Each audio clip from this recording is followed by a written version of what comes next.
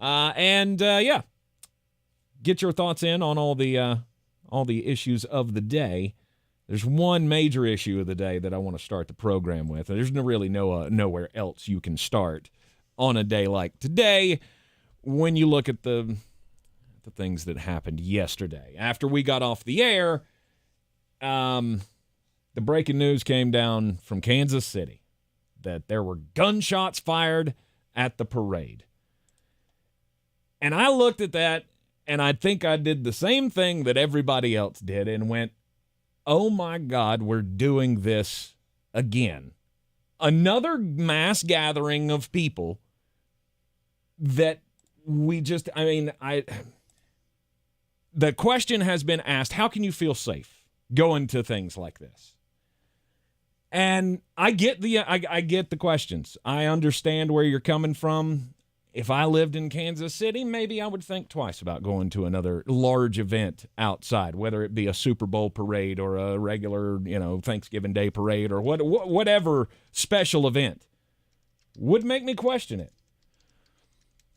I don't necessarily want to focus.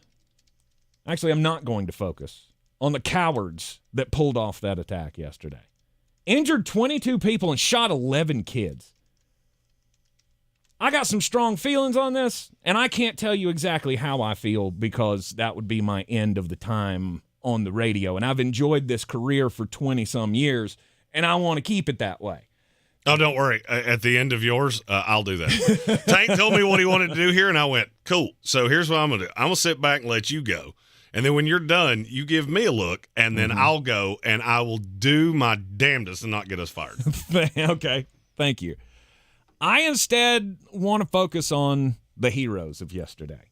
The Kansas City Chiefs fans who stopped the cowards from getting away when they opened fire on an unsuspecting crowd at the end of what was, for many people, including some people that I'm pretty close to. I know some people that live in Missouri. I was watching their Facebook videos.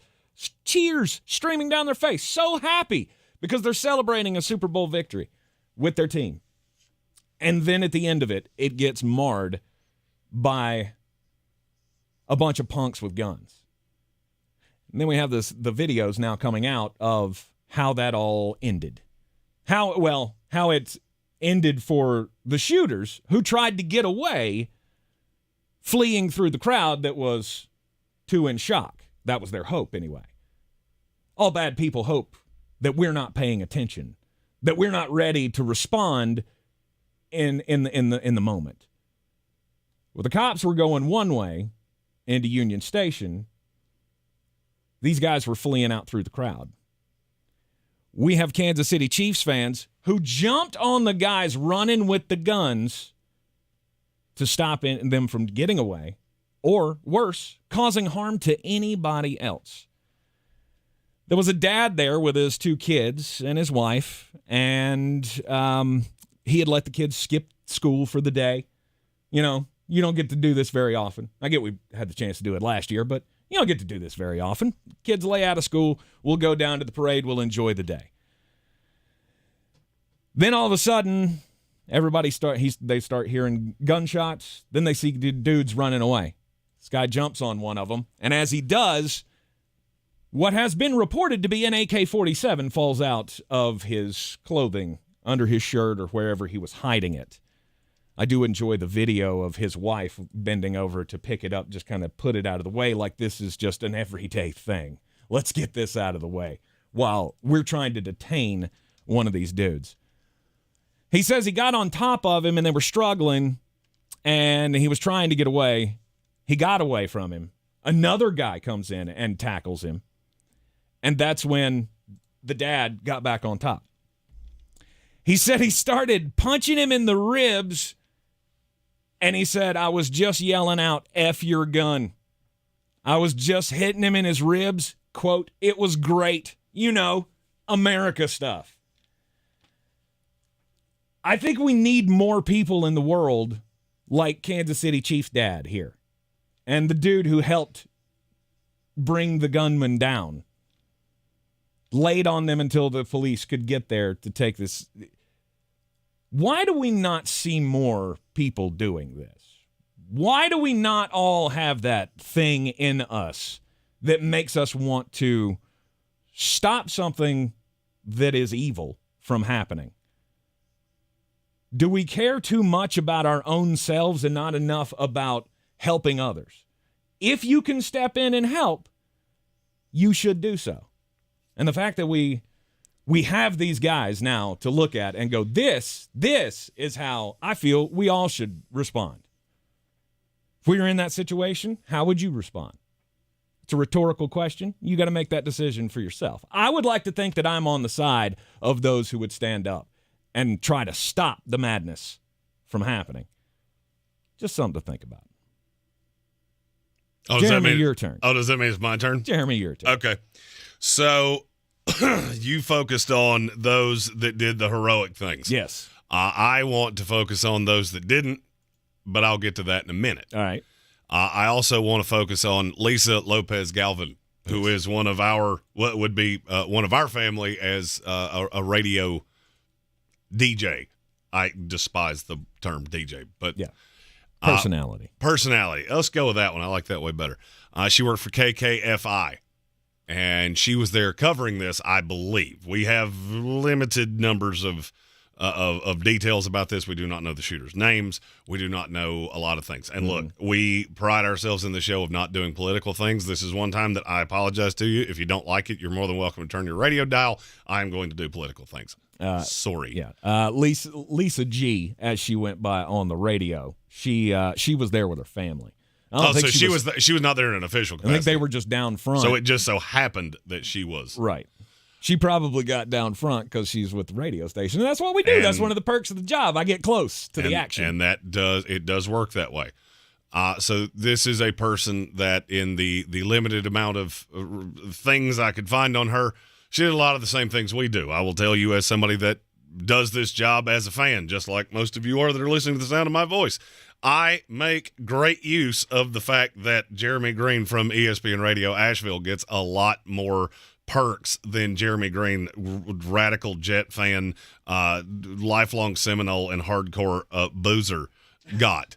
So right. I saw a lot of, you know what, this could have easily been me and HWA and kids and friends, and because I love taking people to events like this. If we had a team in this city, I would be that guy. If, hey, I got 10 seats or I got 10 tickets or I got 10 entries or they'll let me take you or whatever the case may be. And it is so unbelievably sad to me that a day like this was marred by a tragedy like this. Now, I'll go to the other side, and I'm going to do my best to not get emotional. I'm going to do my best to not say bad words. Tank, you got a dump button over there, and you're primed and ready. I see your finger on it. So here we go. We are so indebted as people in society to the first responders, the firefighters, the cops. There is a reason on this show that we had the Asheville police chief on this show picking games. There is a reason that in the upcoming season we will have other officers picking games. And basically anybody that puts on a badge to protect you, we will give them a platform to say, hey, I'm a Chiefs fan, or hey, I'm a Jets fan, or hey, I'm a Florida Gator fan, or whatever the case may be. There's a reason we do that, because these people do things that a lot of us wouldn't do. You said you would do it. I like to think I would too. I don't know. I've never been put in that situation. These people are every single day. And there are people in mainstream media that want to make events like this way more about the gun and way more about how the gun was procured. I am going to level with you. I don't care. Because just like crack, cocaine, fentanyl, and every other thing that's illegal, bad people find ways to get bad things. That's not really what I'm worried about. Here's what I'm worried about. We in this country have a large number of these things that are happening more often. And to me, it does not strike me as a coincidence that seems to happen way more now that we have emboldened criminals with lower cash bail and protecting criminals because their mental health. And let me make this as point blank clear as I can be. I don't give a damn about your mental health.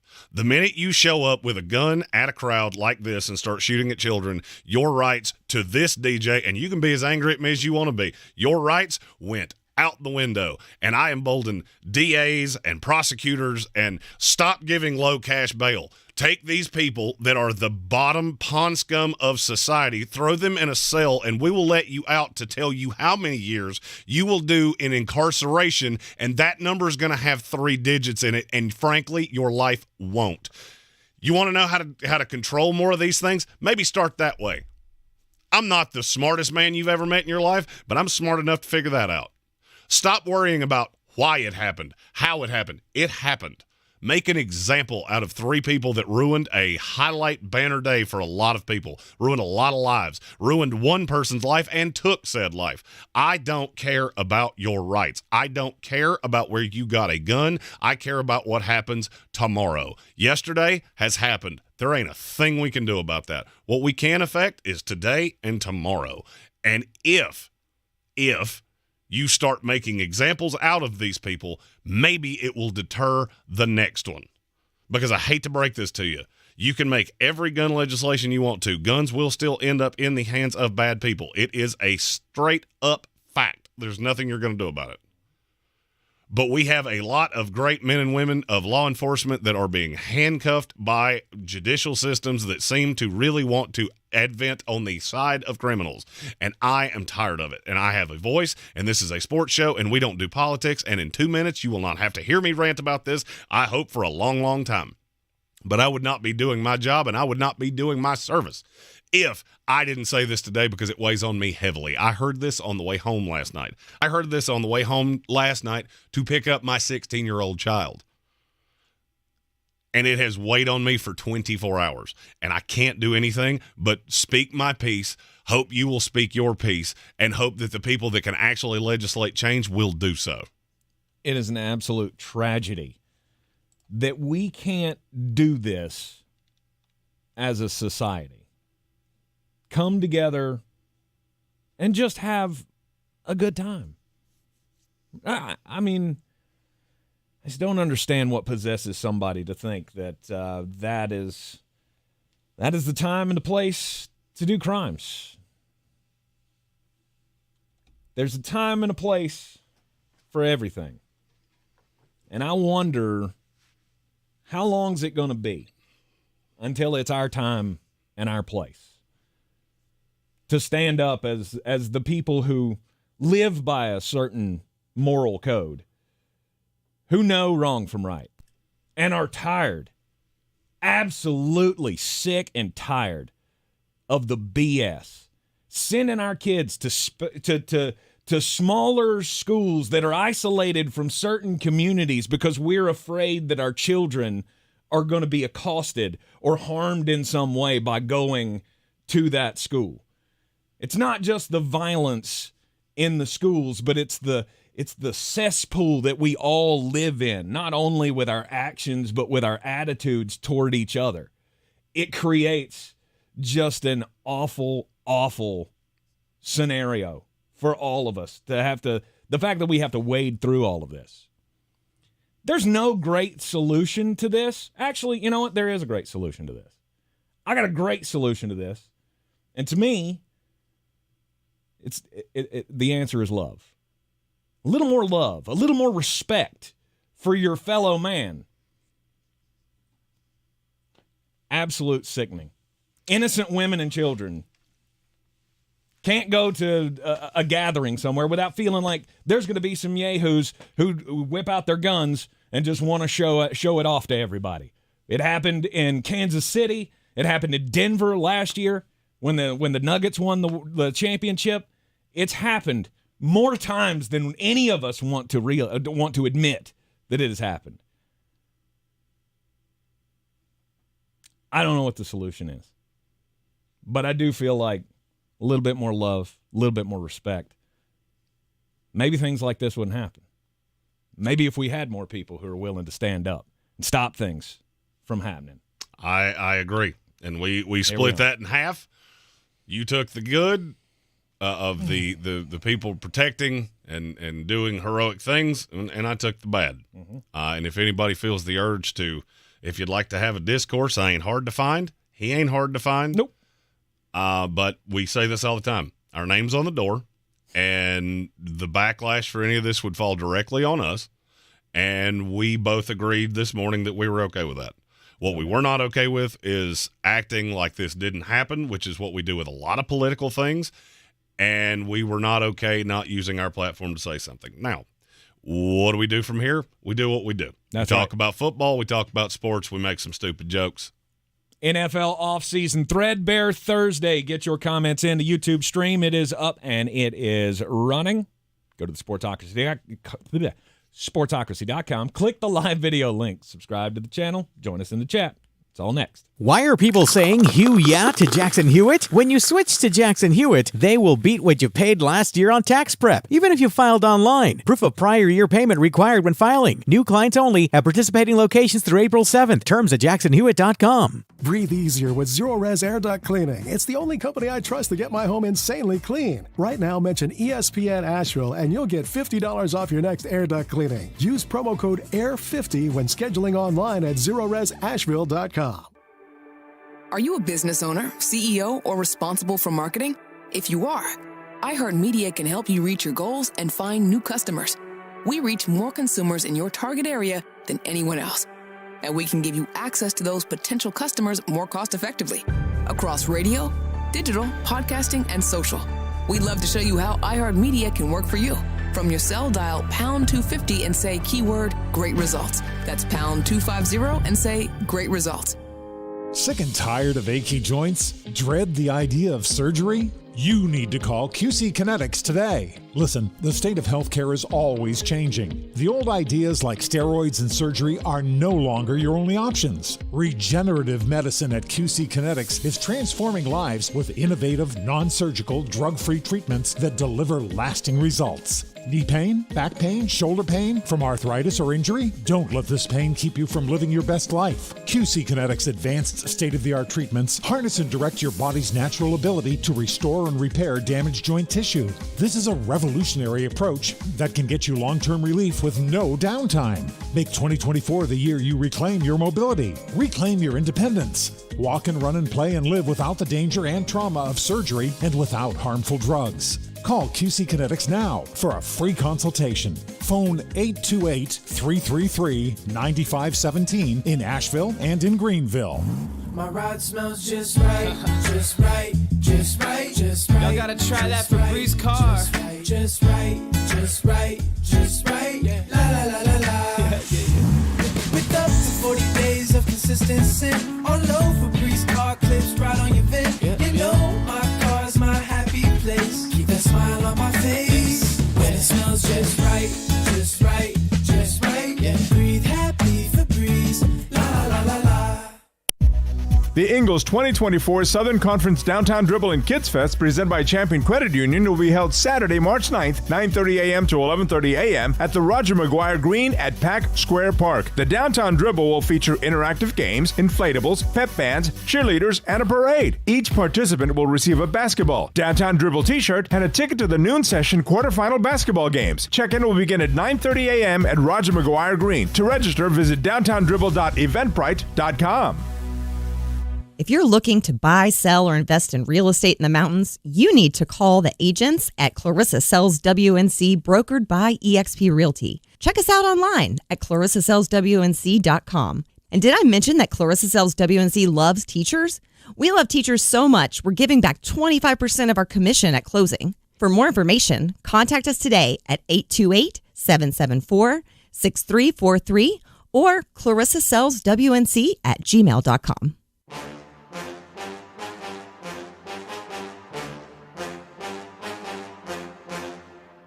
The Sportsocracy. That is some good, clean family fun there, eh, Cot? Back at the Sportsocracy, it is ESPN Asheville NFL Offseason Threadbare Thursday. So we like playing the game of Fix It. We love fixing franchises. It's a segment that we've done a few times already this offseason. We've done it. We do it every offseason for every team. How are we going to fix this team? So at the end of the next hour, last half of the next hour, we're going to fix the team. Here's the thing. We need you to get into the chat. Tell us which team you want us to fix. It's very simple. Simple process. This will be how we do Thursdays. A lot of people have asked. How are you going to fill shows on days after football season ends? Well, we got the draft, and we are your one-stop shop for all things Draftmas. We will sing Draftmas carols. There will be a Draftmas fireplace. There will be a Draftmas tree. I actually just ordered the Draftmas tree. The former Draftmas tree is no more. It did not survive a move. I went to get it out of storage, and it is now a Draftmas doorstop. So it is we had to have another one. There will be all things draft. What we will also do is we want to talk about your teams. We want to have your takes. We get this a lot of why do we not take calls? Not everybody understands this, and not everybody has heard the take on this. So the reason we don't do that is because the phone is next to Tank. So if Tank is on a sweet little diatribe and you call, he has no ability to answer you. And I can't answer you from over here. If we had a producer in here, that would work. But we don't, and we don't really have space for one. Because this room, you can't see this on YouTube, but this room is just big enough for two gassy fat guys to not kill each other. No bigger. If you could see us on the YouTube, our cameras are back to back. That's how much space we have between the two. They're actually almost touching each other. Right. So what we want to do on Thursdays is we have a email. There's also the form fill on the website. If you've got questions or things you want us to talk about, you can go there as well. It's thesportsocracy.com. We also have a email, which is reptakes@thesportsocracy.com. It's short for reprehensible, and it's not that we didn't think you could spell that. We fully believe you could. We also fully believe that you might have to Google it, and the reason why is because I do all the time. So we shortened it to R-E-P takes, T-A-K-E-S @thesportsocracy.com. You send in your questions. We'll get to as many as we can. And we'll do we're going to fix your team on every team except the Kansas City Chiefs because they're the only one that doesn't have to be fixed because they're your reigning champion. And draft profiles and all kinds of things. We're not just going away. We're not mailing it in for the summer. With Tank, we'll talk some baseball when I'm not around because there's going to be a good amount of time that I'm not around. Stephen Tao, Threadbare Thursday. With pitchers and catchers reporting this week, who are y'all's way too early World Series matchup predictions? He is going to make you talk about baseball. Cincinnati Red Stockings. Let's see. I'll take the Cincinnati Red Stockings and the Brooklyn Dodgers. Boom. Got it. Yeah. Is that good? Yeah. Is that good? Did I do it right? Baltimore Orioles. I know that's what he wanted to hear. Baltimore Orioles and the Atlanta Braves. What he said. I think that's probably my preseason pick because I'm rooting for the Dodgers to fail now. I mean, if you're just diving straight into this, we can just have everybody. Okay, now you're the Yankees now. I just want you to lose. I had a beer with Stephen Tao on Super Bowl Sunday, and he asked me something about baseball, and I answered it and he went, "It always shocks me that you do know things about baseball." Yes, I do. I just cannot tell you enough how much I don't care. He just doesn't care. Threadbare Thursday, you get your chance to ask the big question. Sir Jimothy, he says, for the love of God, please do the Dallas Cowboys. Please fix the Dallas Cowboys. So that is a submission. We will take all the submissions. You guys can vote, sort it out yourselves if you'd like to in the chat. One way or the other, we will have a team to fix coming up at 1:30 this afternoon. And we could, frankly, we could fix two because we have hit that part of the year. That's fun. Oh, Red Sea asked, he remembered his question from yesterday. Okay. Can fans send you mock drafts for you to grade? Absolutely. Please do. You can send those to reptakes@thesportsocracy.com. Here's a dirty little secret. That email comes to my email. But it goes into another folder so I can keep it all together. We have people send email submissions all the time. I got one, and I swear I cannot remember the guy's name. He was a Browns fan. It's been an eventful few days. He sent me the nicest email about you talk about things that I don't care about, and yet you make me care. And that has meant the world to me for 2 weeks now. So please send those in, and we encourage you to send those in. We do a terrible job of asking you to submit your opinions and your takes and the things you want, even though that's totally what the show is built on. And that's not intentional. It's just, well, here's the thing. We're not real bright. And we're doing a lot of stuff that's way over our own heads. And sometimes you get distracted. Him because he has like 7 jobs, and me because I see shiny things in clouds and go, ooh, pretty. We do love hearing from you. We do want to know what you want to talk about. And we all, I think we do a heck of a job trying to get to everybody who engages with the program. I met a guy at the grocery store last night named Andrew. And I felt, I'm so glad we did this because I felt so bad. My daughter was at the house for Valentine's Day, and obviously Valentine's Day for Amy. And we audibled plans at the last minute to not go to dinner. And so I said, I'll go make steaks. And I went to the grocery store, and I don't know why, but I completely forgot where everything in an Angell supermarket was. And so I was just spinning around in circles. I had earbuds in my ears, and he walked up to me, and he was like, I listen to the show every day. And I really wanted to say, hey, man, it's so good to meet you. And I went, yeah, thank you. And I felt so bad as he walked away. Like, I wanted to be so much nicer right there. And I am so out to lunch. Yeah, I think I think maybe we should just start playing video games on the air. That would be super fun. Kelvin Joyner thinks I'm going to ditch y'all to just play the new the new NCAA football game. That's what I'm going to do. Well, the week that comes out, I'm not going to lie to you, I might be a little scarce. It's gonna come out in May, or they're doing the reveal in May, so we'll know what it looks like, and then they're doing the full release in the summer. NCAA, or actually it's College Football 25. Oh, yeah, they figured that they didn't want to change the name 2 years from now when the NCAA dissolves. Mm-hmm. Why put the NCAA's name on it? If you're not helping us, so we're not going to help you. You're just making this more difficult for us, actually. So, yeah, EA Sports College Football 25. It's going to come out soon, and I can't wait. It's so good. Yes. It's so good. We're so close. I'm so glad that game back. I'm so glad that I fought the urge, not to allow the PS5 to come into the house. So I'm ready for the release. For once in my life, I'm going to be on the cutting edge of a video game release. I'm usually like 3 or 4 years behind. Oh yeah, Tank had a PlayStation 2 until about 15 minutes ago. Mm-hmm. Now, when does it come out for the PS2? Never.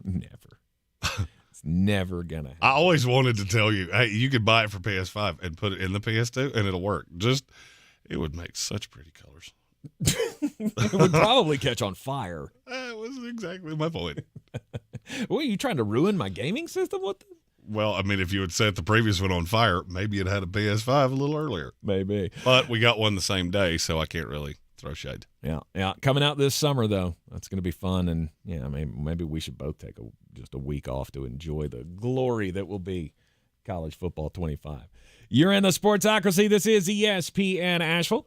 Kelvin Joyner has a phenomenal question in the YouTube chat that I would like to get to after the break. We've had some other things in the chat that are also phenomenal.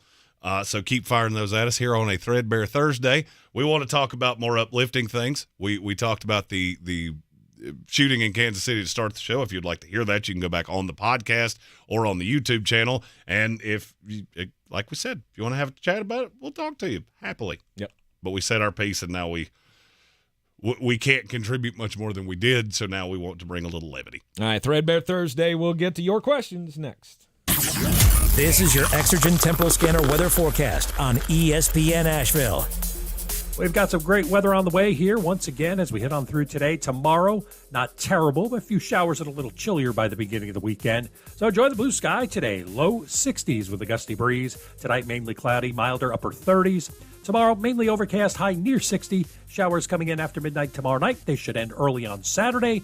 Then much chillier weather Saturday afternoon, partly sunny, breezy, 45. From the Weather Channel, I'm meteorologist Ray Stajic.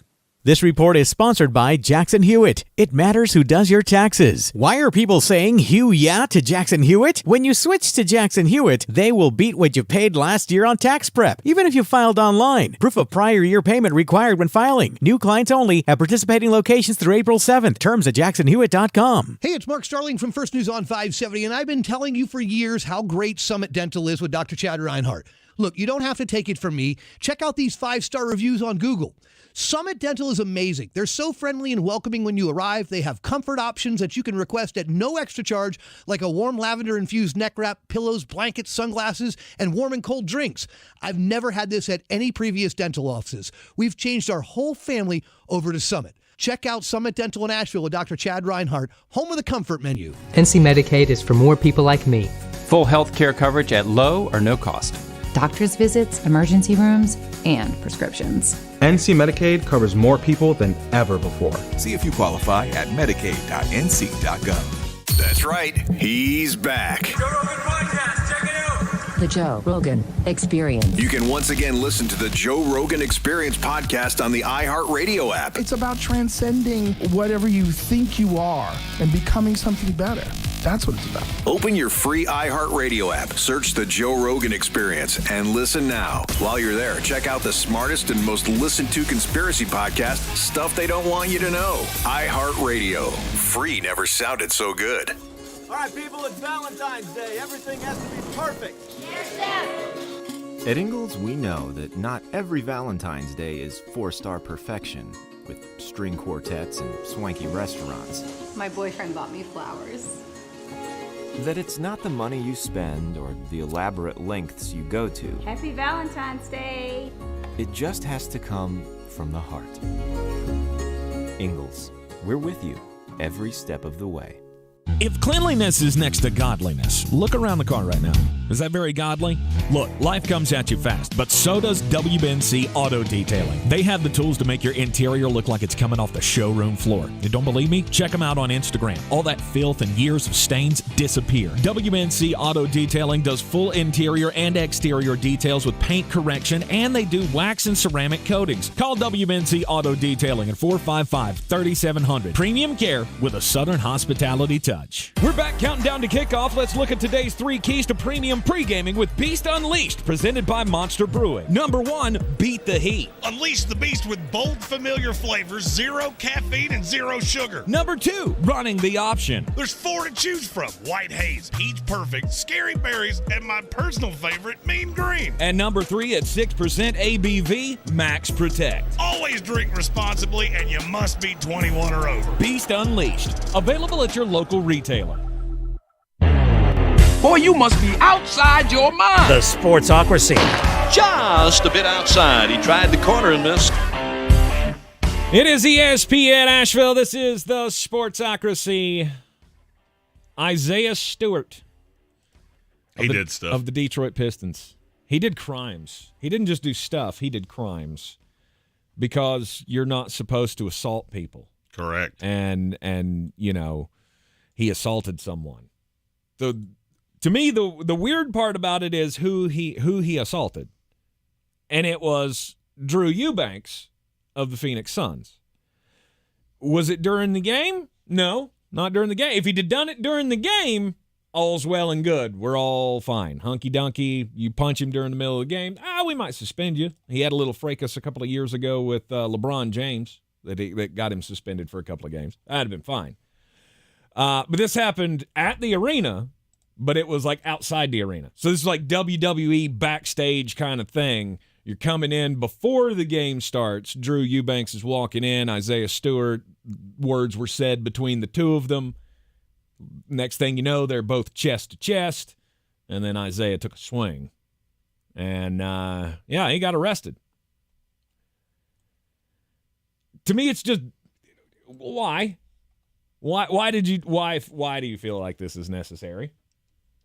I mean, I guess he wasn't going to get a piece of him on the court because Stewart was hurt, right? Stewart wasn't playing. So, I don't know.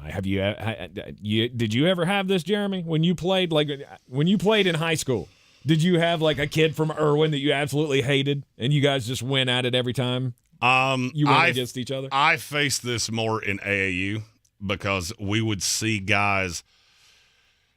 Okay, how do I explain this appropriately? You would see a guy that played for a smaller program.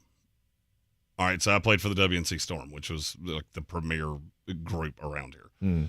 We would play guys that were from smaller cities on smaller teams that we would just beat gruesomely. But you would see that guy and go, that dude's pretty good.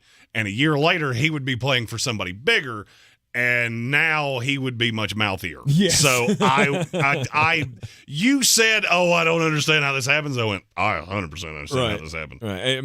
We have no motive here. We don't know what caused it. We don't know what was said between the two. We don't know how far this goes back. They both played in the Pac-12 at the same time. Yes. That's where I would say it probably started. So maybe they had a beef dating back to college, and that is how this all went down. It's just, I find it funny that we bring them to the arena to be ultimate competitors and all of that on the floor. And if this had happened, I don't know, 500 feet inside the arena, then it would have been all fine. But here, no, we can't do it here. You have to draw the line somewhere. You asked if I had this. There are guys I played against that I still to this day could see at the gas station. If you lock eyes with me, we gonna have a problem, player. There was a dude that he had the most annoying. Every time I would shoot jumpers, he would tug on the bottom of my shorts. Mm-hmm. And it was brilliant. Little dude. And somehow he wound up guarding me more than once. It drove me absolutely batty. And then I started doing it to people. But if I saw that dude in public right now, I'm pretty sure he would want to fight me as bad as I wanted to fight him. I caught him with an elbow one time that was far from unintentional. And it felt good. Right. When I see stuff, or when I hear you say things like that, like I think back to, who was it? Was it Kawhi Leonard or was it Jimmy Butler? It was one of the two where they were in it with Lance Stevenson. And Lance Stevenson kept messing with him every game of the series that they were in. And he was like blowing in his ear. Oh, yeah. And that was Lance Stevenson and LeBron James. Was it LeBron? Mm-hmm. Like that kind of stuff. I could see how 20 years later you just walk up and go, "Oh, there's Lance Stevenson," and dead. Not dead, but you know. I would. I had when that happened. Somebody asked me, "Is that the kind of thing you would have done?" 100%. That is the kind of thing I would have done. I wanted you to hate me so bad by the end of a game that you were ready to punch me in the face. Mm-hmm. Nobody ever did, but that was my goal. The ironic thing of that is it's the first time that any fight has come from the Detroit Pistons in 3 years, and nobody saw it. My story is a hockey story. Doesn't happen very often, but here she blows. Jaromir Jagr is getting his number 68 retired by the Pittsburgh Penguins. It feels like it took a long time. It does feel like it took a long time. And he's not in the Hockey Hall of Fame, and I'll tell you why at the end of the story, because it's part of the payoff. So he is flying to America to go into the Hall of Fame with Pittsburgh. Mm-hmm. The only thing is that they have to do the presentation before the game. Okay. Because he has to get back to Chechnya? That looks like that's how that's pronounced. Mm-hmm. Never heard of that country before. Geography ain't Really? my thing. Okay. No. Geography ain't my jam. I thought for sure there would have been some NBA prospect that came out of Chechnya that you. It doesn't mean I know how to pronounce it. Bosnia-Herzegovina has had several. Yes. You could tell me that was anywhere on a map, and I'd go, cool. It's in South America. Nope. Asia? I don't know. It's on a map, and it's not Antarctica. Yep, That's about all I got. Yeah, it's somewhere. Anyway, the reason he has to get back is because he has a game. Because he's still playing. No, he's coaching. He's still playing. Stop. He's still playing professional hockey at 52 years old. He turns 52 today. For Chechnya's version of the Harlem Globetrotters. Nope. It is professional, competitive hockey, and he still plays. Wow. Now, I'm going to play a fun game with you. He's 52 years old. The oldest player in the NHL is Matt Giordano, plays for the Maple Leafs. How old was Giordano the day Jaromir Jagr was drafted? Oh, I don't know, 25. He was 6 years old and 256 days. That's the oldest player in the NHL. He was almost 7 years old when Jaromir Jagr got drafted. He's 40 now. Yikes. And Jaromir is still playing. Dude's been doing it forever. I'll also say the picture of him when he got drafted, that dude looks, and I don't know how to put this delicately, so I'm going to say it the only way I know how, out his damn mind. That dude looks crazy as he's got gigantic hair, and it's in like a poof ball, and it looks like he hasn't brushed it in, I don't know, ever. And then he's got a mullet, too. Awesome. Looks like somebody I'd have partied with back in the day. Let's go. Looks like somebody you'd party with right now. What are you, a cop? Nope. Just y'all wandered out of the same trailer park. That's nothing wrong with it. That's all it is. All right. Kelvin Joyner had a question on this Threadbare Thursday in the chat that you wanted to get to here. Yes. He asked, how will NIL affect the draft going forward? Will we see draft classes getting older with top prospects staying for college money? We already are. Mm-hmm. Just look at the quarterbacks this year. You've got McCarthy that's real young. You got the top three guys that are real young. Well, you got Bo Nix and Michael Penix. They're both pretty old. Penix played 6 years in college. That part of it's already happening. Now, what's leveling it off is how many of these guys are reclassifying at some point. And I think that's going to amp up, not slow down. You're going to get guys that are high-level freshman, sophomore, high school football players that go, I will do everything in my power to graduate in 3 years. And so you're in the 2028 class, and then that gets bumped up to 2027. I think that will even these things out over the course of time because you'll have guys that are starting college at 17. They enroll at 17, their first game's at 18. Mm-hmm. So then, even if they play 5 years, you're still only 23 years old when you go to the draft. So do I think it's going to have a huge effect? No. Here's what I will tell you that I'm noticing. I'm noticing it a lot with this draft class. So the top 250, I'm pretty locked in on. Now I'm catching the flyers, the guys that maybe I didn't have the greatest depth of film knowledge on, and they had a big week at the Senior Bowl or it'd be like Ryan Flournoy, Dylan Lobby, guys that were good at the Hula Bowl or at the Shrine Bowl. What I'm finding is there's not a ton of bust. Like I'm looking at the guys that I'm looking at now would have been third or fourth round prospects a few years ago. Now you're taking those flyers in the 5th, 6th, 7th round because you're so comfortable with what it is you're drafting because you've seen so much of these guys. I've seen 2 full years of Drake May. I've seen 4 full years of Jaden Daniels, and full years. Caleb Williams, I've seen 2.5 full years of him. I'm not going to say that you can't miss that way, and I'm not going to say you can't bust that way. One of the big knocks was always, what are these guys going to do when they get to the NFL and they have money? I already know that. Especially with quarterbacks. You've got $2 or $3 million in the bank coming into the league. And look, I do understand the difference between a $7 million a year contract that spans over 5 years and $2 or $3 million in NIL money. I get that. It's a lot different than you were catching $50,000 in a paper bag in a Trans Am like Eric Dickerson got. Mm-hmm. There's a huge difference even there. So I'm seeing some of these things. You're also seeing how they have relationships with businesses. And I'm not going to tell you how I know this, but I will tell you I have a firsthand knowledge of a player that's in the NFL right now that was not the easiest person to deal with. Coming to the NFL, and weird, not the easiest person to deal with.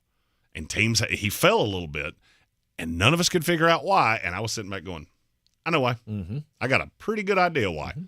Because I would say you said some of these things in the interview, and then when they did their background on you, they found out, well, he had to deal with Company X, and Company X did not necessarily love working with him. and down the board you go. There have been, or there will continue to be, as there have been, what's the word I'm looking for? Unintended consequences to the NIL. There's also unintended benefits. That's an unintended benefit. You get to learn more about these guys, how they handle themselves off the field, how they handle themselves in a PR sense, all of that. All of that translates into what you're going to be viewed as a potential franchise player. You can learn about how Caleb Williams deals with some people. I'm not saying there's but if there's something to be found, there are more ways to find it now.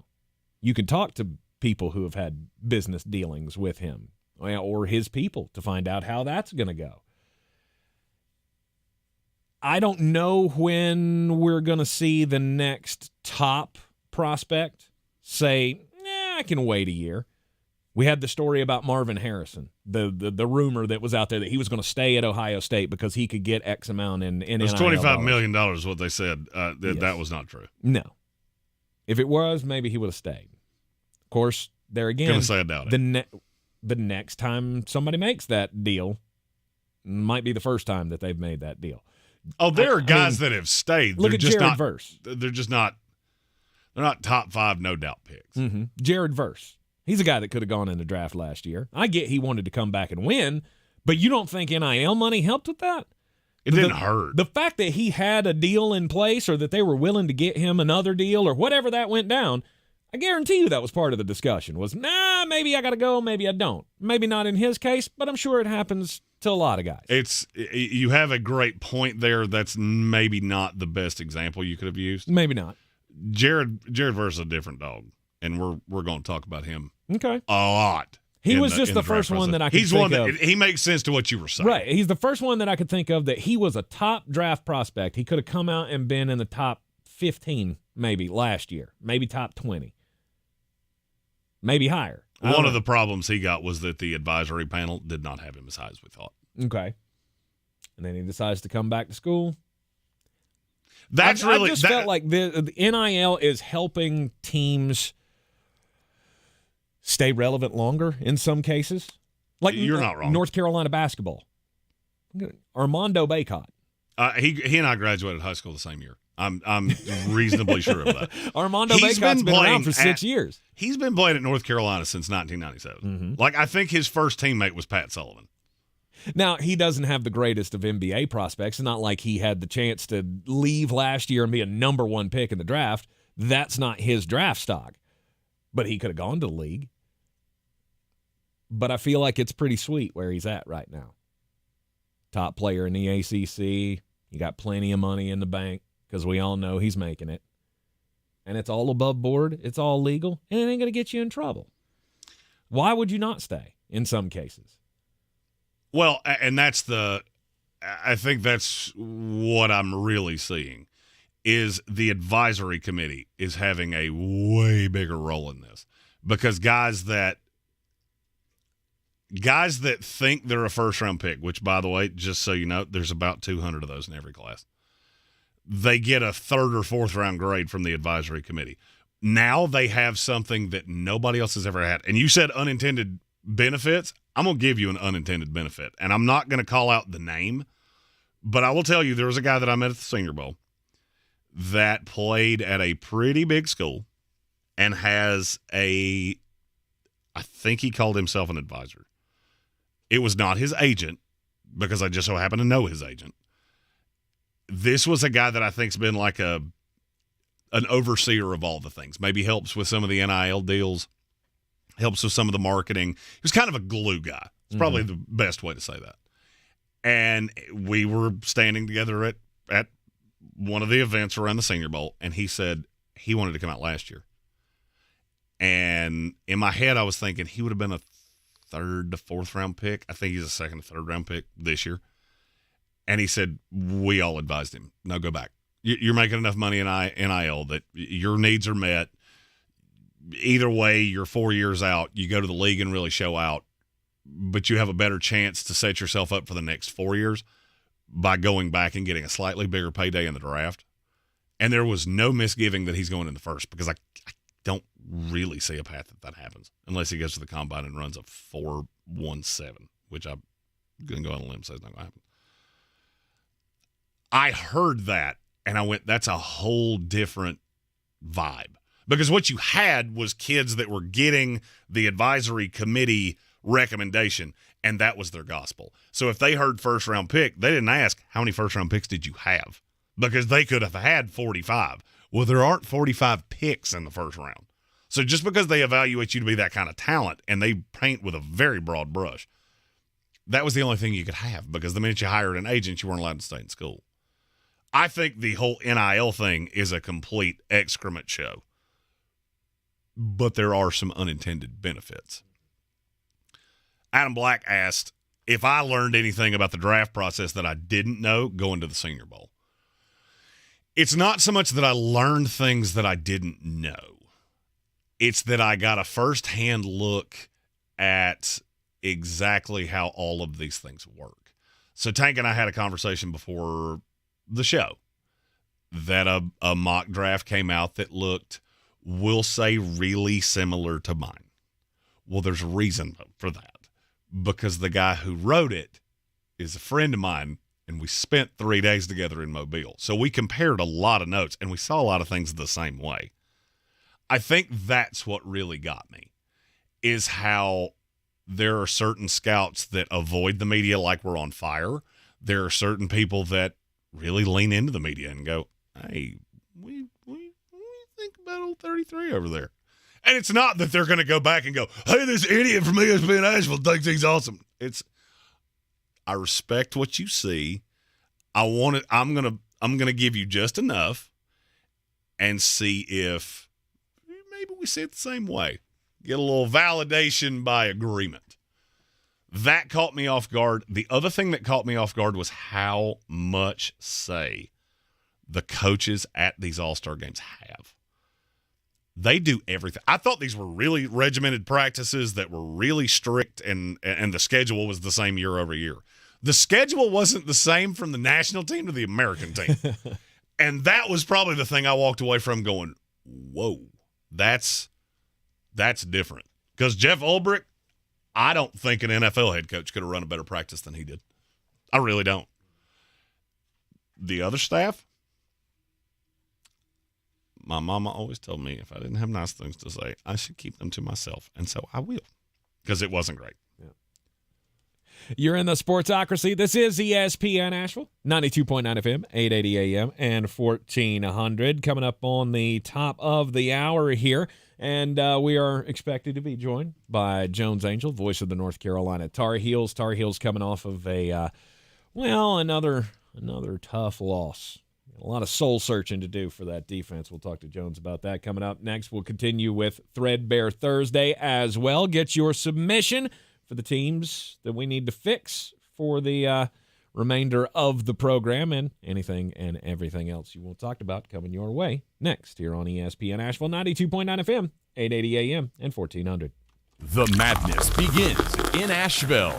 Make sure you're at the Harris Cherokee Center Asheville March 7th through 11th for the 2024 Angell SoCon Basketball Championships. Experience fun for the whole family as your favorite SoCon teams compete for a championship and a berth in the NCAA tournament. Book your travel and tickets by logging on to SoConHoops.com or by contacting the Harris Cherokee Center Asheville box office. Get your tickets today. Texting enrolls you into recurring automated text messages. Consent not required to purchase. Message and data rates may apply. Hey, Dan, how you doing? Haven't seen you around the gym for a while. Yeah, I've really fallen off. Since I turned 40, I just don't get the results I used to get. Could be lower testosterone. Lower T? Yeah, I went through it a while back. Once you hit 40, your body has less free testosterone. I got Nugenix Total T, and it's made a huge difference for me. I've seen that on TV. Is it for real? Oh, yeah. The patented key ingredient is something called Testofen, which helps boost free and total testosterone levels to help you trim up and stay lean. And it's made a difference for you? Man, I feel like I'm in my 20s again. At work, in the gym, and in the bedroom. Are they still giving out complimentary bottles for people to try it for themselves? Yeah, you just need to send them a text. Text TAP to 321-321 right now for your complimentary bottle of Nugenix Total T, the #1 selling testosterone booster at GNC. Plus, text now and we'll include a bottle of Nugenix Thermo, our most powerful fat incinerator ever, to help you get back into shape fast. Absolutely free. Text TAP to 321-321. That's TAP to 321-321. Showtime Sports and Mountain Graphics have teamed up under new ownership by an Asheville native to better serve our community with the finest custom apparel and unique branded items at the best price. Showtime Sports and Mountain Graphics can customize whatever you, your team, business, or local group may need through high-quality screen printing, embroidery, and laser engraving right here in Asheville. Free personal delivery within Buncombe County and a reduced delivery fee anywhere in Western North Carolina. Visit ShowtimeSportsAVL.com and MountainGraphicsAVL.com. Your one-stop custom apparel shops. You know, unfortunately, you will not be able to make wagers in the state of North Carolina on the Super Bowl, but you will be able to do it real soon because DraftKings Sportsbook, one of America's top-rated sportsbook apps, is coming soon to North Carolina, March 11th. It won't be long until you can bet on the same game parlays, money lines, and props right here in North Carolina with DraftKings. They have something called the Odds Boost. What is that, Jeremy? That is where you take a wager and they give you an odds boost. So if it was plus 150, they give you an odds boost to plus 250, which gives you great ways to make more money. As time goes on, we're going to show you all the ways to make all the money, and there's only one place that you can do that, and that's DraftKings Sportsbook. It's not just football. You can bet on all kinds of sports, including college basketball, which March 11th is the day before the start of the ACC tournament, so great timing for us. New customers, download the DraftKings Sportsbook app now and bet on all your favorite sports once we go live, only on DraftKings Sportsbook, coming to North Carolina on March 11th. Gambling problem? Call 877-718-5543 or go to morethanagame.nc.gov. 21 plus, North Carolina only. Eligibility restrictions apply, subject to regulatory licensing requirements. See terms at DraftKings.com/sportsbook/NC. This is your Exergen Temporal Scanner weather forecast on ESPN Asheville. We've got some great weather on the way here once again as we head on through today. Tomorrow, not terrible, but a few showers and a little chillier by the beginning of the weekend. So enjoy the blue sky today. Low 60s with a gusty breeze. Tonight, mainly cloudy, milder upper 30s. Tomorrow, mainly overcast, high near 60. Showers coming in after midnight tomorrow night. They should end early on Saturday. Then much chillier weather Saturday afternoon, partly sunny, breezy, 45. From the Weather Channel, I'm meteorologist Ray Stajic. The madness begins in Asheville. Make sure you're at the Harris Cherokee Center Asheville March 7th through 11th for the 2024 Angell SoCon Basketball Championships. Experience fun for the whole family as your favorite SoCon teams compete for a championship and a berth in the NCAA tournament. Book your travel and tickets by logging on to SoConHoops.com or by contacting the Harris Cherokee Center Asheville box office. Get your tickets today. What's better than winning a prize on a Multiply the Cash scratch-off? Hello?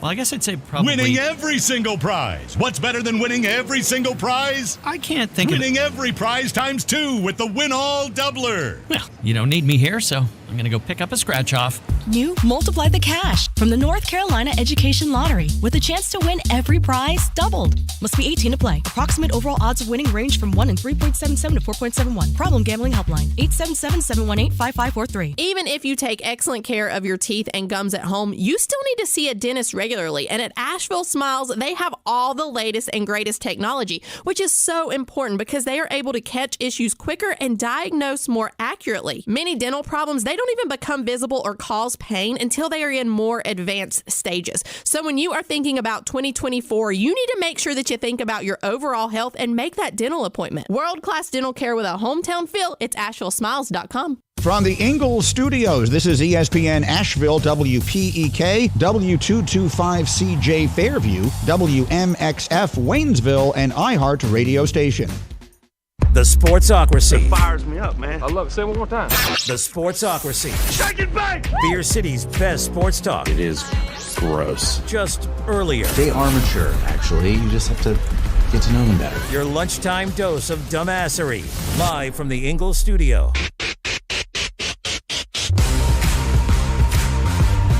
Welcome back into the Sportsocracy. It is ESPN Asheville, 92.9 FM, 880 AM, 1400. You can also listen everywhere you go on the iHeartRadio app, live or on demand. And every Thursday at this time, we talk with the voice of the North Carolina Tar Heels. It's Tar Heel time with Jones Angell. Jones, on the road today, I see. Yeah, I'm just like the Tar Heels. I'm on the road, just like Carolina's been so much here recently. So great to be with you, Tank. And, obviously since we talked last, it's kind of been how it has been here for the last few weeks for the Tar Heels, and that's some good and some bad. They got that really good win down in Coral Gables against Miami on Saturday afternoon. And then on Tuesday, I had to turn right back around and go on the road and face the Syracuse team that obviously shot the ball extraordinarily well. And Carolina made some mistakes down the stretch as far as turnovers that hurt them. And so, Tank, to me, that game, Syracuse, at some point, Syracuse was just shooting lights out, right? I mean, and that's going to happen from time to time. And Carolina's offense, I thought, actually was good, and they were hanging in the game. And Syracuse it felt like making every shot and taking a bunch of 14 to 17 foot jump shots that were guarded, and they were going in. So that part, I think Carolina needs to be better defensively, of course. But some of that, I think you say, gosh, you know what? Syracuse just had a terrific night shooting the ball. I think one theme that Carolina has to get cleaned up is the execution down the stretch of these games, because I do think that's 3 straight games, and you could throw Georgia Tech in there a little bit, but I really think it's more Clemson, Miami, and Syracuse, one of which, Miami, Carolina was able to win. That the Tar Heels just didn't execute down the stretch of the game, either to hold on to a lead in the Miami case where they were up 7 or 9 and let the Canes back in the game instead of winning that game comfortably, or in the case of the Syracuse matchup and the Clemson game, you took a game that was tied in the case of Clemson or one, and you made too many turnovers and mistakes, and that cost you a chance to win. So that to me needs to get cleaned up. I think some of Syracuse's shooting, you just tip your cap and go, what are you going to do? They were making a bunch of shots. So the Heels back at home on Saturday. They need to get that win over Virginia Tech if they can, and then get to their bye week, if you will, where they don't play in the midweek next week, which I think will be beneficial for them, because I do think that they're a little tired and just need a break to regroup for the final stretch of the year. Yeah, watching that game against Syracuse, it was real hard. And I can't imagine, it was hell for us as fans watching it happen. I can't imagine what it's like for the players watching it happen when you're out there, you're giving effort on defense, and some of the, as you said, some of the shots that were going up, just wing and a prayer, didn't even have a chance. I think it was Mintz that hit one that I went, where did he pull that from? Did he kick it in? Because I think he did. And then you have Coach after the game talking about how they did shoot well, but we still have to do better on defense. Sometimes it feels like there's nothing you can do. Yeah, I mean, it's true. You can't. It's always give and take, right? I mean, Carolina definitely gave up some shots around the rim that they don't want to give up. I thought for the first time all year, honestly, Tank, for an extended period of time and consistently in a game, I thought Carolina's lack of size in the backcourt hurt them in that game. Starling is 6'4", Mintz I think is 6'3" or 6'4", and I thought that size hurt against Cadeau and Davis, who are a smaller backcourt, something that Carolina's well aware of. But I thought Syracuse's guards did a good job using their height to their advantage, and that helped them on some of those shots or some of the drives to the rim, their ability to finish against a smaller player.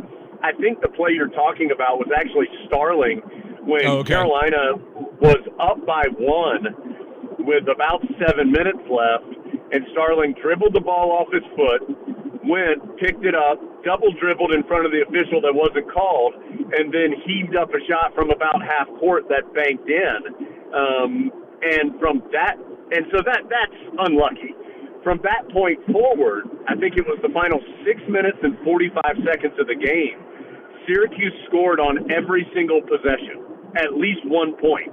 And for the final 13 minutes and 15 seconds of the game, Syracuse only had 3 empty possessions.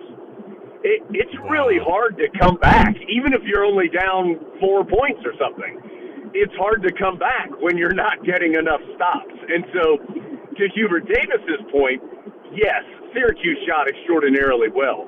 But at some point, you've got to force a turnover. At some point, you've got to hold on to the defensive rebound. Like Cormac Ryan, Carolina finally got a stop, and Ryan had the rebound, and he had it knocked out of his hands and off his leg out of bounds. You know, those little things are killers in a game like that. And so I think it's a little give and take. You tip your cap to Syracuse for having a terrific offensive night, but also if you're Carolina and you're the better team, which I think the Tar Heels are, you have to figure it out. And I know that's easier said than done, but you have to figure out something that gets you a stop and gets the ball back. Because, again, Carolina's offense was competing and shooting and scoring at a pretty high level. But the problem was they weren't matching that with stops. And you're going to have to do that to win on the road, and that's a problem that it seems like every top 10 team has in the country this year. I think now after last night's game where Tennessee beat Arkansas, top 10 teams are now 35 and 34 on the road against unranked teams. It's unbelievable. Yeah, well, I mean, it's hard to go on the road and win, and Carolina's been on the road a ton. I mean, Carolina's played more conference road games than any other team in the ACC. They've played 8 of them already. Now, of course, that's going to even out. 4 of Carolina's last 6 games are at home, and that's a big benefit for the Tar Heels. Now, their 2 road games are Virginia and Duke, which is a difficult stretch. But Carolina's been on the road more than any other team in the ACC. And I know this is, play the tiny guitar for how sad you are, but it was going to Miami and then to Syracuse. Those are the 2 longest road trips in the conference, and Carolina made it back-to-back Saturday to Tuesday, while Syracuse played at home on Saturday. So, again, all of those are excuses. All of those are things that Carolina's the better team, should have won the game.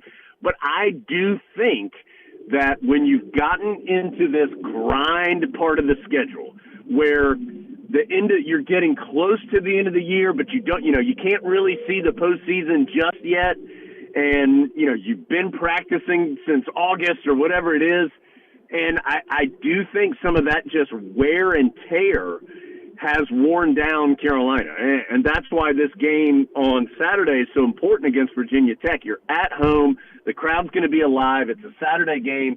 Go get that win and then get the opportunity to regroup for a really challenging Final 5 game, which include those trips to Virginia and Duke. So huge game in my mind on Saturday for Carolina to win and then get a breather just mentally, physically, and be able to reset a little bit for the final few weeks of the regular year. I want to go down that fatigue path for a second. You said you've been practicing all season long. The preseason practices, all of it. Now you're getting to this point. Now fatigue becomes a factor. We're seeing teams just get shakier legs. Dudes are getting banged up, as always happens.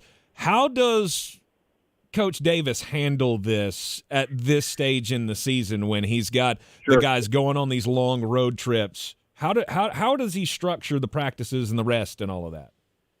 Yeah, I think it's 2 things that become important there, Tank, and some of that is tailoring things down at this time of the year where maybe you don't practice as long, or maybe one of those practices is more of just kind of a conditioning and shooting type of thing instead of a full go super hard type of practice. Whatever that might be, yeah, I do think that not just Hubert Davis, but coaches across the country do start doing that when you get to this time of year, because you still want to be productive, of course, but you have to make sure that you're keeping those things in mind.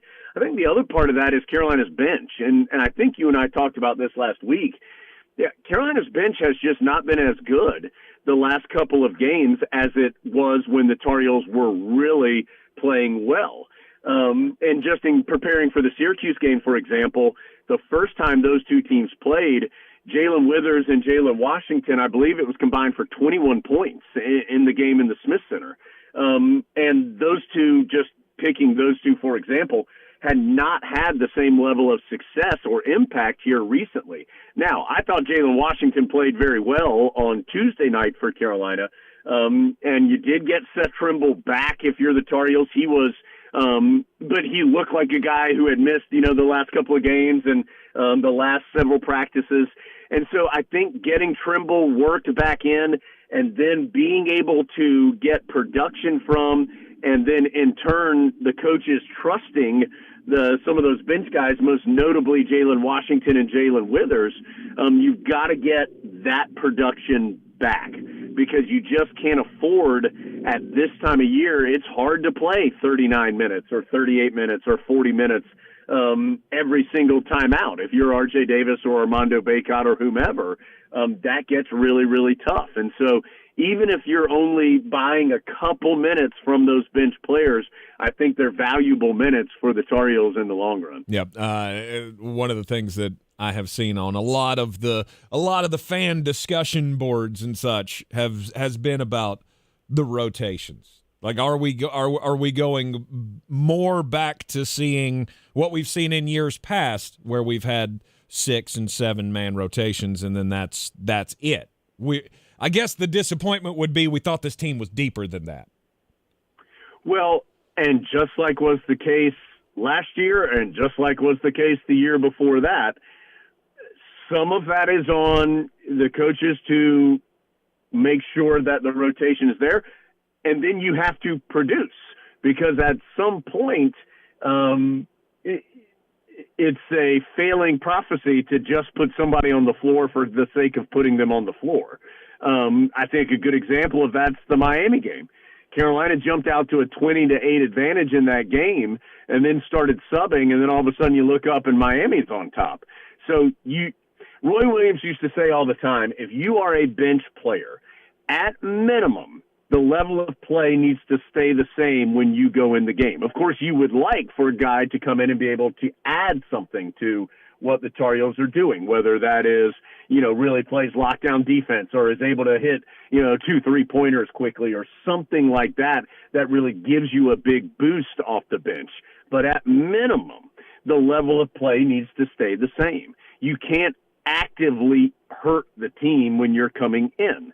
And so that's up to the players some as well, for the player heavily, because the coaches have to trust you, because at some point you're going to be in there when it's 8 minutes to go and it's a 2-point game. Can Hubert Davis and the Tar Heel staff, and I'm just going to pick 2 players here, Tank, just for the example since we're talking, do they trust RJ Davis at 60% or a 90% Seth Trimble more, or whomever it may be? Again, I just picked those 2 guys. Makes sense. So, you've got to be able to show that you're trustworthy to be put in those positions. And right now, I think Carolina staff implicitly trusts the starting 5. I think they implicitly trust Seth Trimble to be out there. And I think after that, some other guys have to show that they can earn those minutes and be out there in some clutch situations. All right, next game coming up this weekend. As you said, it doesn't. The schedule doesn't necessarily get any easier. Virginia Tech, 2:00 start right here on ESPN Asheville. Pregame will be at 1:00. What can we expect to see from the Hokies? Yeah, Virginia Tech is kind of in this big group of teams right now in the ACC, Tank, that are really just kind of jammed in there together at about the 5 seed. And I'm using that, in the if the ACC tournament started today from like the 5 spot to about the 11 spot, you've got a bunch of teams in there that are all 7-6 or 7-7 or 6-7, or they're all jammed in there together, and Virginia Tech is one of those teams. So a quality team that has had some inconsistency, but is extraordinarily capable, because in that group of teams also includes teams like Florida State and Syracuse and good basketball teams. I think two things that we've seen from Carolina opponents that I would expect you'd see from Virginia Tech and moving forward is, both Clemson and Syracuse really tried to slow the game down. I mean, Syracuse was dragging the shot clock down to 5, 6, 7 seconds before really starting its offense pretty consistently. And when you mix that in with shooting 60+%, that gets really difficult as the defense. And so I think you can expect to see teams, Virginia Tech included, to start trying to make this a really possession-by-possession type of game. They're trying to shorten Carolina's opportunities to be able to score just by shortening the game and lessening those chances. So I think you will likely see them try and slow the tempo some. They have guards that can really shoot. I mean, very familiar names, and Sean Padula and Hunter Couture. Those guys have been there forever. Of course, Tyler Nickel, the Carolina transfer, is there and playing well for Virginia Tech as well. All of those guys can shoot the three. And the other point of that I was going to make, in addition to slowing it down, is people are going to continue to attack Carolina's guards. Because the Tar Heels just don't have a ton of size there. And as a bonus, if you're the opponent, if you can get R.J. Davis in foul trouble, they'd happily do that. And so, and Elliot Cadeau has been prone to get in foul trouble. So I think you'll see teams, Virginia Tech included, attack the Tar Heel guards off the dribble using that high middle of the floor ball screen a ton, and they'll probably try to slow the tempo down. So if you're Carolina, you got to find different ways defensively to manage that. I did think that Carolina tried different things defensively on Tuesday. They started doubling Mintz in particular off of ball screens to get the ball out of his hands. And then just you'd have to live with it if somebody else hit an open shot as you were rotating. So you may see Carolina try and do different things like that if the game falls into a similar rhythm that we saw this past week. With the loss to Syracuse, Carolina falls into a first-place tie with Duke, the only way that it could be, coming down to the end of the season with one more matchup between these two teams coming at the end of the year. Tar Heels at 11-3. It's half a game up on Duke, but we got the same number. We got the same number of losses. It's a virtual tie at this point. Correct. Yeah. So Duke's already had its sequence of ACC play where it did not have a game. So, and Duke has a challenging schedule down the stretch. I don't think Duke's had the most challenging league schedule to this point. If I'm not mistaken, they played Boston College twice. They played Georgia Tech twice, and they still play Louisville again, which will have two matchups with the Cardinals.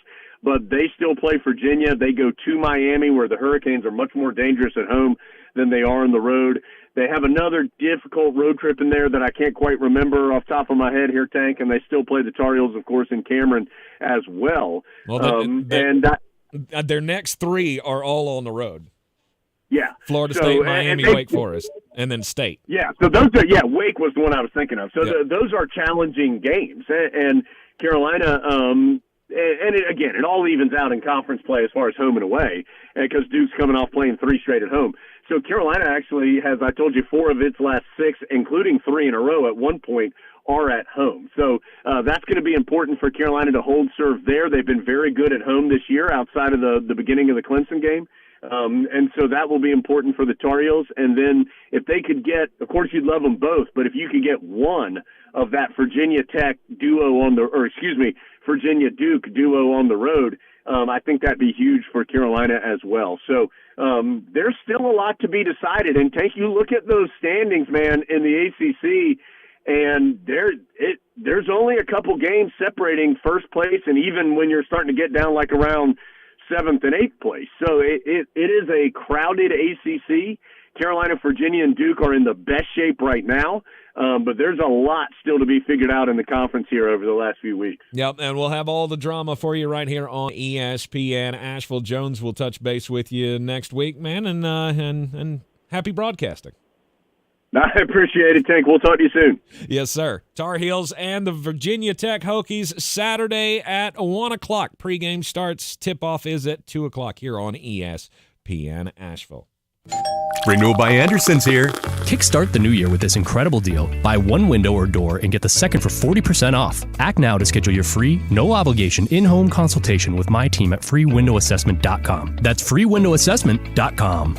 Texting enrolls you into recurring automated text messages. Consent not required to purchase. Message and data rates may apply. Hey, Dan, how you doing? Haven't seen you around the gym for a while. Yeah, I've really fallen off. Since I turned 40, I just don't get the results I used to get. Could be lower testosterone. Lower T? Yeah, I went through it a while back. Once you hit 40, your body has less free testosterone. I got Nugenix Total T, and it's made a huge difference for me. I've seen that on TV. Is it for real? Oh, yeah. The patented key ingredient is something called Testofen, which helps boost free and total testosterone levels to help you trim up and stay lean. And it's made a difference for you? Man, I feel like I'm in my 20s again. At work, in the gym, and in the bedroom. Are they still giving out complimentary bottles for people to try it for themselves? Yeah, you just need to send them a text. Text TAP to 321-321 right now for your complimentary bottle of Nugenix Total T, the #1 selling testosterone booster at GNC. Plus, text now and we'll include a bottle of Nugenix Thermo, our most powerful fat incinerator ever, to help you get back into shape fast. Absolutely free. Text TAP to 321-321. That's TAP to 321-321.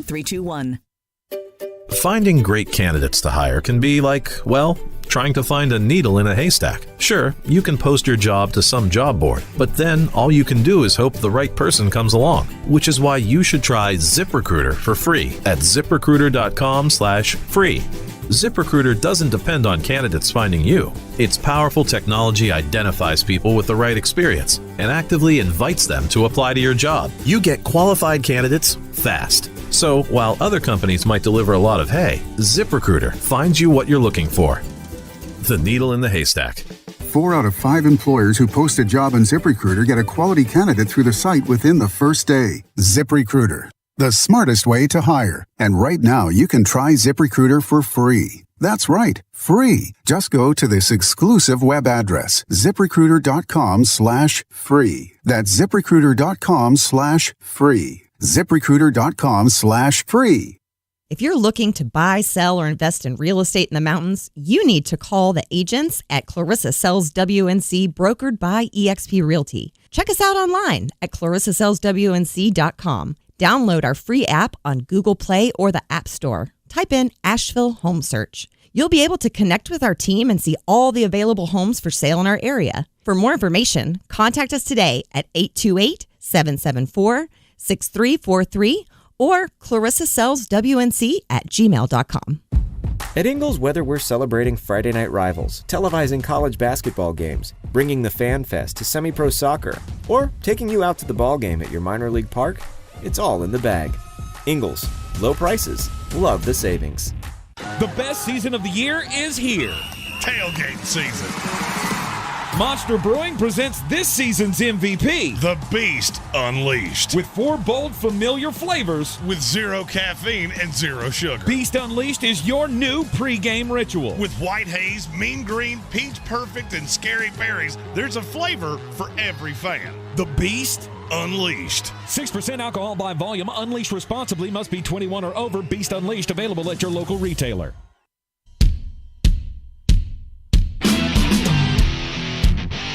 It is ESPN Asheville. It is the Sportsocracy. We're live in the Angell studio on this Threadbare Thursday. I want to thank Jones Angell, voice of the North Carolina Tar Heels, for joining me as always. Always fun to touch base with him at 1 o'clock on Thursdays for Tar Heel time. It is a Threadbare Thursday. Mullet Sr. asked if he could get some questions in for Jones Angell for next week. Absolutely. Pass them along. Are you sure? Yeah. I mean, okay. You have to send them to me, and I'll vet them. And I was about to say, so do you want me to go ahead and scroll through the vulgarities? Mullet Sr. is a lifelong Tar Heel fan, yes. And he is not loving how it's going. No, and you really shouldn't. You really shouldn't feel great about where it's at right now. Here's the thing. Nobody does. If you were listening to the post game with Hubert Davis after the broadcast the other night, you can hear the exasperation in his voice. Every coach knows. If you're ticked off as a fan, just know I don't think you're as ticked off as that guy.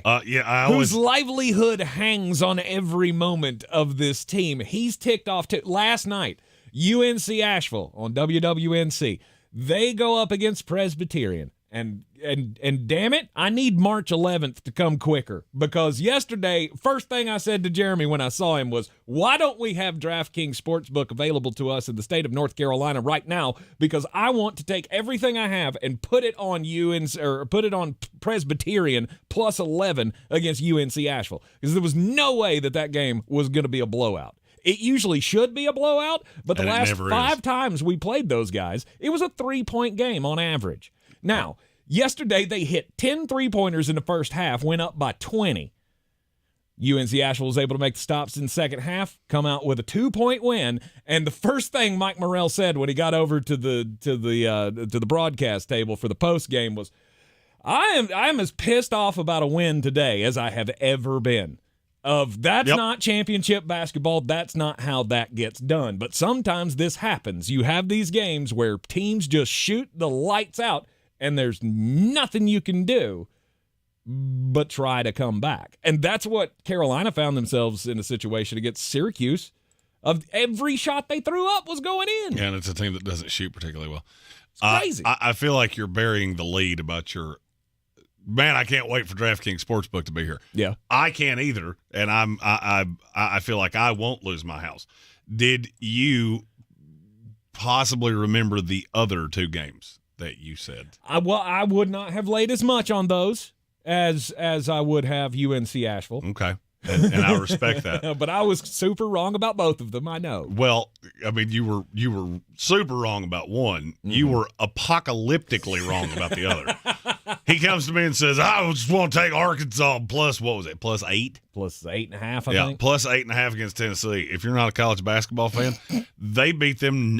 Tennessee beat Arkansas 92-63, which means he didn't just miss that. He missed that to a point where Tennessee could have gone home with 4 minutes to go and still have covered that number. Yep. If Arkansas played it to fruition. Yep.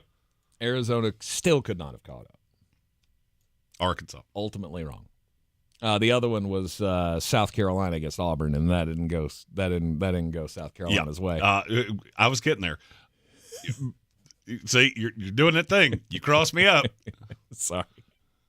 Because that was the other game he liked. Mm-hmm. He said, South Carolina's catching points at Auburn. And I went, they should. They're the definition of a paper tiger because they've beaten nobody. They lost 101-61. Mm-hmm. That's a 40-point loss, folks, in conference. You don't see those every day. That's not a thing that you do all that often. Just singing them praises of Lamont Paris yesterday. Man, these guys are good. Are they, though? Because I think losing by 40 to Tennessee should tell you you're not good. No, sir. No, sir. Granted, you do have 2 other big wins on the season against a Kentucky team they allowed Auburn to shoot 61% from the floor. Mm-hmm. They shot 60% from 3.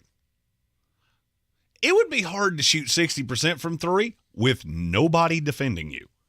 Just jumping out there and getting up some J's. Yep. Nope. Didn't go my way. Didn't go my way. Nope.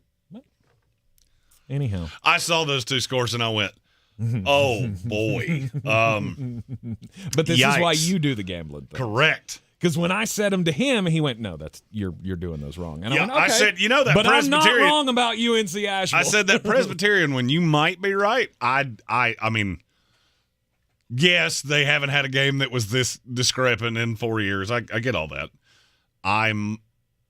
Those games are volatile. So I'm not going to tell you not to do that. I will vehemently tell you not to do the other 2. Mm-hmm. And I might have found a wager betting against you. Good. I'm glad you did. This is the Sportsocracy. It's ESPN Asheville.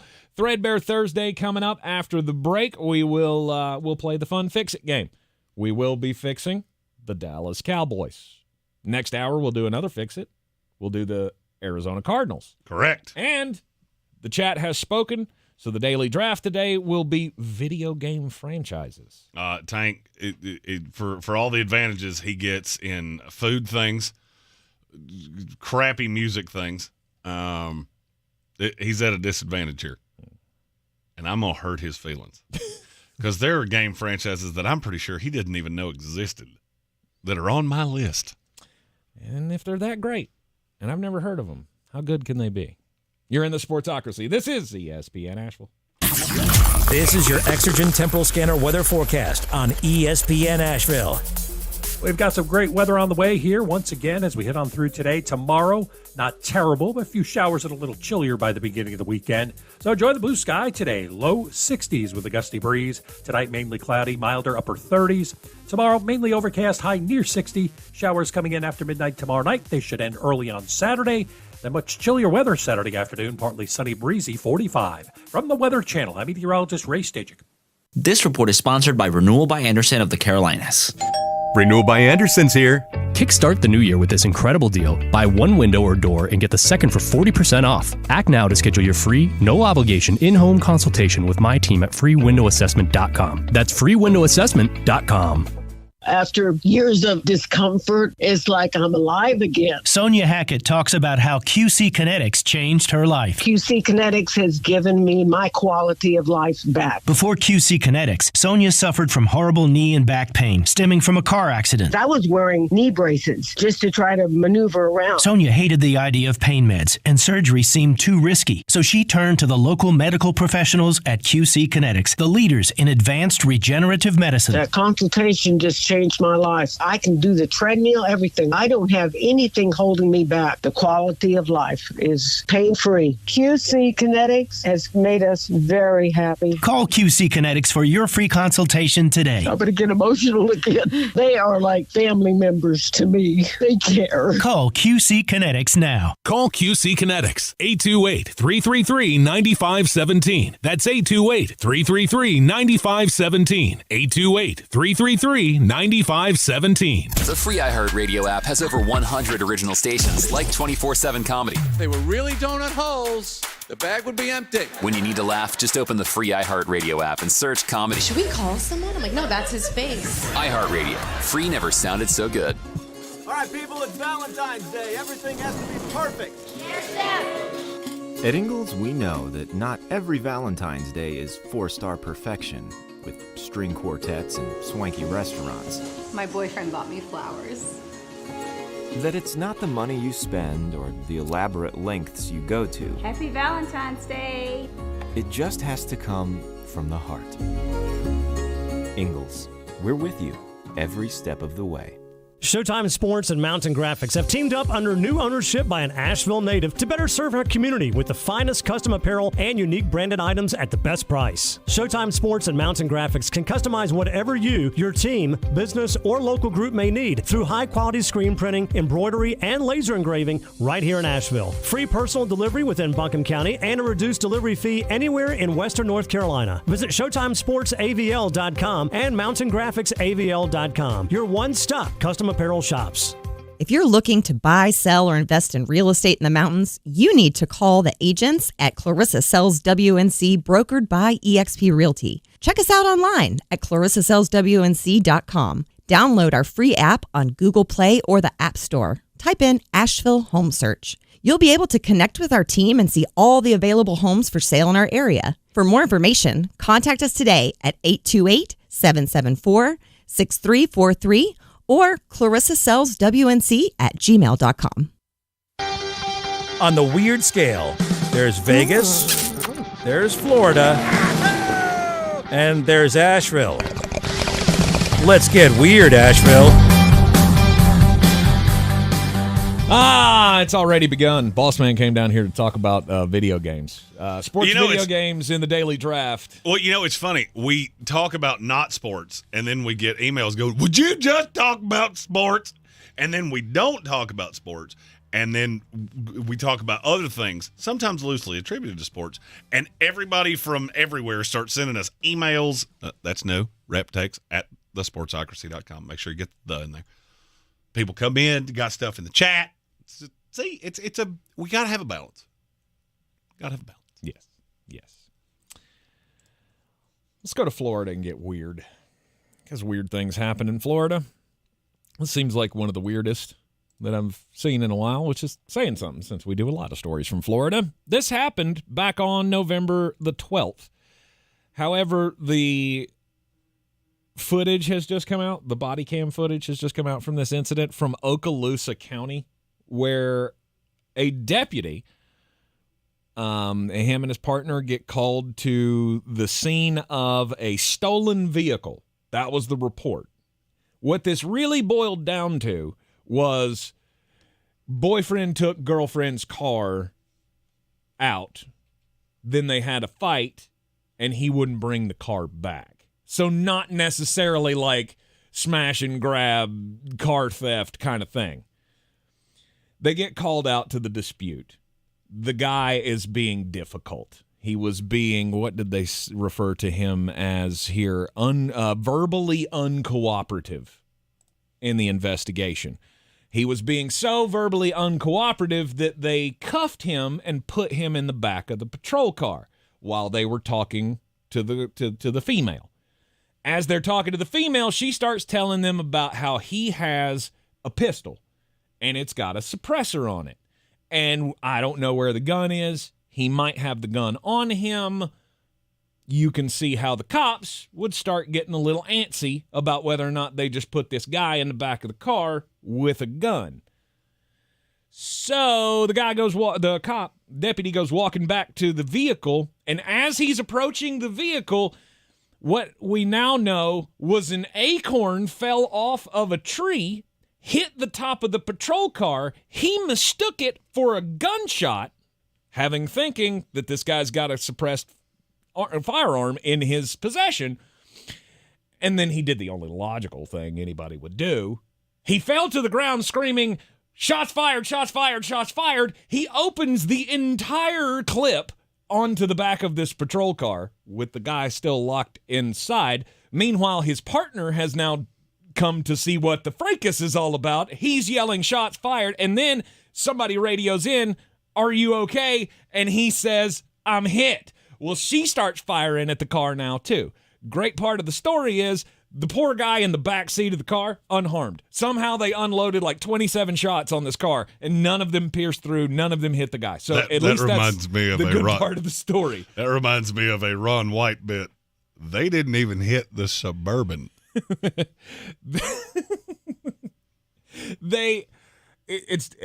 Yeah. So the guy wasn't hit, and now comes the part of, okay, I'm not hit.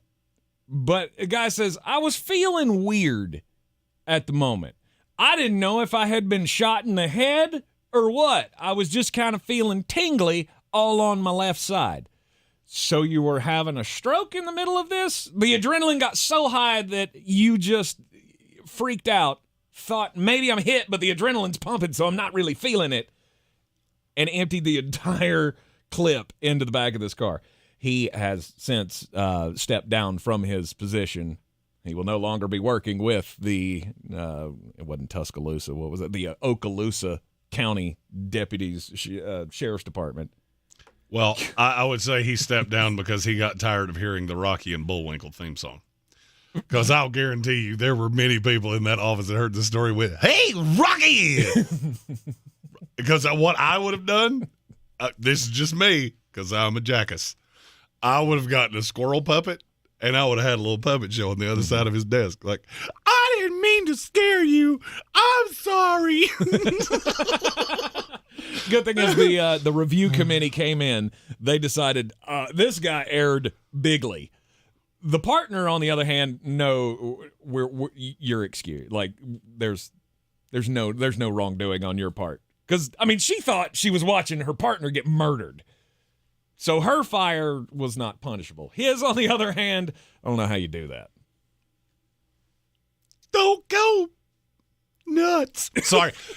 All right, my story is about how, every time I see a poll, I realize that there's a percentage of the American populace that is incredibly stupid. Mm-hmm. And this story really just confirms it. I'm going to try to tell this with a straight face, but I told Tank the beginnings of this story before the show. Then I read the whole article, and it just got worse and worse and worse. 1 in 5 Americans believe. Do you have my tinfoil hat music over there? Well, you got several minutes here to find it because this is a story full of conspiracy. 1 in 5 Americans believe that Taylor Swift is part of a covert government effort to help Joe Biden win the 2024 presidential election. That's it? Just 1 in 5? You beat me to my jokes. You're going to need you to stop doing that. At first, I laughed a lot that 18% of people, because it's not quite fully 1 in 5, it's 18% of people, believe that Taylor Swift is working in conjunction with the government to reelect. Boy, where's my pudding? I need my pudding. That's what you believe. Oh, there it is. You gotta love the conspiracy music. Now, it goes a little further than that. 46% have heard that there is a government covert operation with Taylor Swift, and 71% of those that believe it's real lean to the Republican Party. All right, you're on my team. Stop being crazy. Don't be crazy. I thought that was going to be the headline of this story, and then I scrolled down, and I found this little nugget. Study finds that 18% of voters say they are more likely or significantly more likely to vote for a candidate if Swift endorses them. Okay. Yep. 3 in 10 under the age of 35 say they'd be more likely to vote for a candidate backed by Taylor Swift. Okay, I'm here, and I'm a 36-year-old man, and I feel like I'm smarter than the average bear. I'm here pushing a narrative that we should change the voting age to 35. Because if Taylor Swift is swaying who you're voting for, you should not be allowed to vote. She has 5 gajillion times more money than you do. What she thinks doesn't do anything for you. You just like her stupid music. Stop letting her control your life, you imbecile. What is happening now? Yeah. X-Files. Did we go Club X-Files? Oh, yeah. Got aliens up on the bar doing body shots? This is like the Eiffel 65 version of the X-Files. What is happening right now? I dig it. I ask him, find my conspiracy music, and he finds the Dr. Genesis version. Well, this is That's actually Patrick the full Holt's version. DJ name. That was good. It gets hypier as you go along, apparently. What is happening right now? We should go back to... Oh, Lord. There it is. There it is. We don't need the techno version. Yeah, I don't need to. I don't need to hear club DJ conspiracy theories. It's nothing new. 30% of people under 35 are absolutely out of their damn minds. Absolutely. That's the number. It's the cult of personality. We will do whatever the famous people tell us to, or whatever the trend is, or what. This is how fads get started. And you know what? what? Voting for a lot of people, sadly, is just that. It's just something to do. It's just something. Everybody else tells me I have to, so I need to go vote. No, you don't. I don't need you to sway any election. Here's the thing. I've long been in favor of you have to have an ID to vote, and when you show up, we're going to give you 10 pictures. And if you can't tell me who 7 of those pictures are, you can vote. We'll take your vote. And we're going to run that bad boy right through a paper shredder. Because, no! That's how we wound up with Donald Trump the first time and Joe Biden the second time. Stop doing that! I want one candidate, one time that's, I don't know, not on the verge of death. Somebody that is not on death's back door knocking on the window going, you got any pudding for me? Oh, I'm fired up today. Let's go. That's it. Yeah, somebody somewhere's going, wait, he threw shades at Trump too? Yes, I did. It's just easier with the other one. He forgets where he is more often. This is the Sportsocracy. It's time to fix a team. Dallas Cowboys. Where to begin? I got a pretty specific spot. We also have to give some love to our guys at the Ocho. They sent out a very lovely super chat. That's one of the only people that knows what's been happening in the Mullet household this week. Sent a very lovely super chat. take out HWA. And it turned pink, which is lovely the day after Valentine's Day. Oh, how sweet. Check them out tonight on the YouTubes. Find them at the Sportsocracy, the Ocho. It is the Sportsocracy, and you are listening on ESPN Asheville. We'll be right back to Fix the Cowboys next. The madness begins in Asheville. Make sure you're at the Harris Cherokee Center Asheville March 7th through 11th for the 2024 Angell SoCon Basketball Championships. Experience fun for the whole family as your favorite SoCon teams compete for a championship and a berth in the NCAA tournament. Book your travel and tickets by logging on to SoConHoops.com or by contacting the Harris Cherokee Center Asheville box office. Get your tickets today. Hey, it's Mark Starling from First News on 570, and I've been going to Summit Dental in Asheville with Dr. Chad Reinhardt for years. They're fantastic, but you don't have to take my word for it. Check out some of these 5-star reviews from Google. After searching for a dentist for months, I finally found this place. I needed some serious dental work, and they got me in within a week. If you're anxious about going to the dentist, I assure you this is the place that can give you a new outlook on having dental work done. They're upfront, honest, and caring people who only want the best for their patients. You gotta check out Summit Dental in Asheville with Dr. Chad Reinhardt, home of the Comfort Menu. I'm Dwayne Wade, and I've been blessed to have so many titles so far in my life. But now I'm adding podcast hosts with my new podcast called The Why with Dwayne Wade.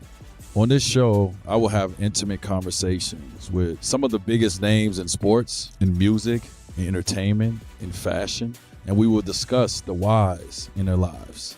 Listen to The Why with Dwayne Wade on the iHeartRadio app or wherever you can get your podcasts. At the North Carolina Education Lottery, we love to celebrate winners. So I hired a town crier to announce Pick 3, Pick 4, and Cash 5 winners. Hear ye, hear ye. But there are thousands of winners every day. Oyez, oyez, oyez. I may not have thought this through. A proclamation of jubilant accord. Who gave him a bell? Daily draw games. What will you do with your win? Must be 18 to play. See Pick 3, Pick 4, and Cash 5 prize and odds charts at nclottery.com for details. Problem gambling helpline, 877-718-5543. We're back counting down to kickoff. Let's look at today's 3 keys to premium pre-gaming with Beast Unleashed, presented by Monster Brewing. Number 1, beat the heat. Unleash the beast with bold, familiar flavors, 0 caffeine, and 0 sugar. Number 2, running the option. There's 4 to choose from: White Haze, Peach Perfect, Scary Berries, and my personal favorite, Mean Green. And number 3, at 6% ABV, Max Protect. Always drink responsibly, and you must be 21 or over. Beast Unleashed, available at your local retailer. If cleanliness is next to godliness, look around the car right now. Is that very godly? Look, life comes at you fast, but so does WNC Auto Detailing. They have the tools to make your interior look like it's coming off the showroom floor. You don't believe me? Check them out on Instagram. All that filth and years of stains disappear. WNC Auto Detailing does full interior and exterior details with paint correction, and they do wax and ceramic coatings. Call WNC Auto Detailing at 455-3700. Premium care with a Southern hospitality touch. If you're looking to buy, sell, or invest in real estate in the mountains, you need to call the agents at Clarissa Sells WNC, brokered by eXp Realty. Check us out online at clarissasellswnc.com. And did I mention that Clarissa Sells WNC loves teachers? We love teachers so much, we're giving back 25% of our commission at closing. For more information, contact us today at 828-774-6343 or clarissasellswnc@gmail.com. The Sportsocracy. These guys are a f***ing disgrace. We are back in the Sportsocracy, and it's time to fix an NFL franchise. The Dallas Cowboys. What kind of moves could you make to fix this thing? I mean... Well, we had a good idea in the YouTube chat. Yeah. Build a time machine that only goes back to the 90s. Oh. How do you recapture that? What was the perfect formula for capturing that glory? And a lot of high draft picks, and you caught a great coach. And you haven't done that since then. Well, the problem that I have with the Dallas Cowboys is that I don't love the hire of Mike Zimmer. I don't think it's even a good hire. Look, he was a good defensive coordinator many moons ago. And I don't necessarily know that his scheme holds up to the talent that you have, for one, the mentality of the team, for two. I mean, look, you got Micah Parsons on this team. You got a lot of talent in the back half. I feel like the defense is going to be exactly how I felt when he got hired. And I don't care about winning the press conference. That doesn't matter. I look at this and go, why did you not hire Rex Ryan? He obviously wanted the job. He damn near campaigned for it. That's a kind of can you imagine him with Micah Parsons? Because this defense is going to have to be good. The defense won't let you down last year. If Dak Prescott can do that, you can win a Super Bowl with that quarterback. You're going to need a lot of things in place because, yes, he was good, but he still wasn't elite. That's why I laughed at the MVP talk. Okay, you let the stat-driven league crap fill your head, but if you think he is in the ballpark of Josh Allen and Lamar Jackson, I got a bridge to sell you. Well, it all comes out in the wash. Dak didn't take a step back stats-wise.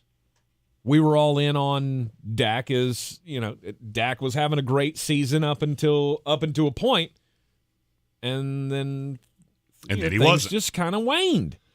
And winning matters. Mm-hmm. The way you're able to close out a season matters to all of those things.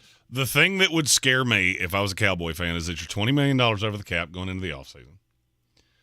You can kick that can down the road by redoing the deal with Dak Prescott, and I think you have to. Dallas is in that same boat they were in a handful of years ago when they got this deal done the first time. You don't have another alternative, so you might as well resign yourself to the fact that there's another $200 million coming his way. So just get it done. Don't prolong this crap anymore. You're going to have to restructure some other deals to have flexibility. The good thing is with the cap, it's not that hard to do. In terms of off-season questions, are you re-signing Tony Pollard? No. I am. Are you? Yes. But I'm adding another running back as well. Rico Dowdle, he's from right down the street from where we're sitting right now. Mm-hmm. And he's a serviceable piece. I value those two to be entirely too similar. I need a thumper. I need what Ezekiel Elliott was. Mm-hmm. It wasn't beautiful to watch, but I feel like you need that between the tackle guy to allow Tony Pollard to do the things he's good at. Just because he didn't work as the bell cow doesn't mean you throw the baby out with the bathwater. He still only played 70% of the snaps last year. But what's that going to cost you? Not nearly as much as you think, because what is the market on him? I mean, do you think another team is in a running back killed market? Do you think a team's going to look at him and go, $10 million? Good God, no. He'll be lucky to get $5 million a year. And at $5 million, I'm doing it. Sure. I'm just doing it. I figured that number would be somewhere closer to 8 to 10. Name me the team. That I don't know. That's the problem. That I don't know. Because you've got Saquon, you've got Josh Jacobs.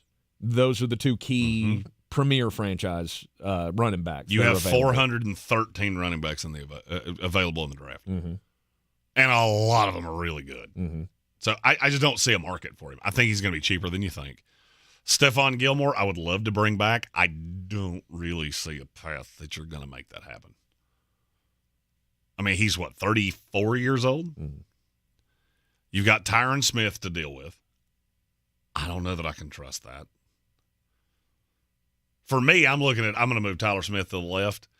I'm going to bring in, whether it's Amarius Mims, whether it's Tyler Guyton, I'm going to put another piece on this line because that line's getting older.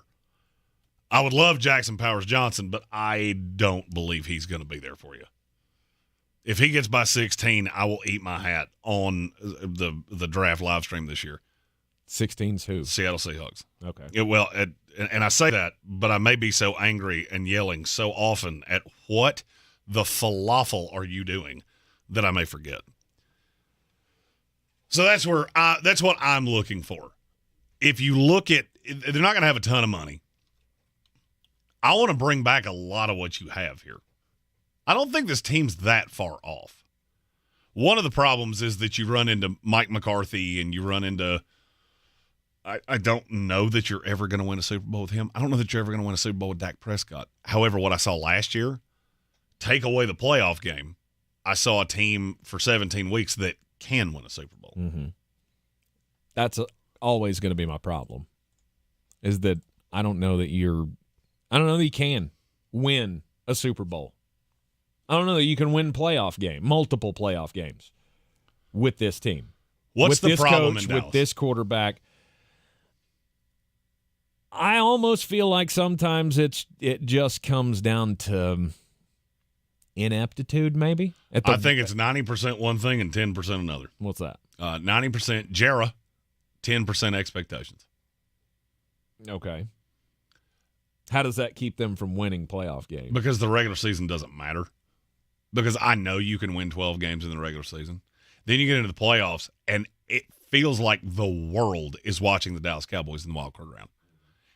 And they just come up small. It feels every single year like the pressure gets to be too much. Is it the pressure that makes it worse? I mean, I know it makes the outcome worse, but is it the pressure that makes it worse for Mike McCarthy to make the solid decision? Can he just not make the call under the pressure, or is it just he's bad at late game management? Well, because late game management didn't have a thing to do with how they got shellacked by the Packers. No, it's either him or it's Dak playing poorly.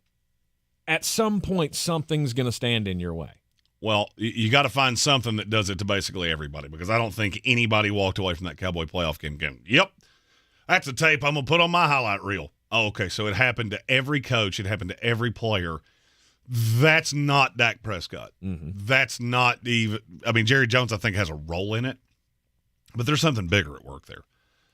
And I think it is the pressure from Jerry. It is the pressure from the fan base. It is the pressure from the media, because they're a foregone conclusion. Right now, if you had to wager Dallas to make the playoffs next year, what would you put on that?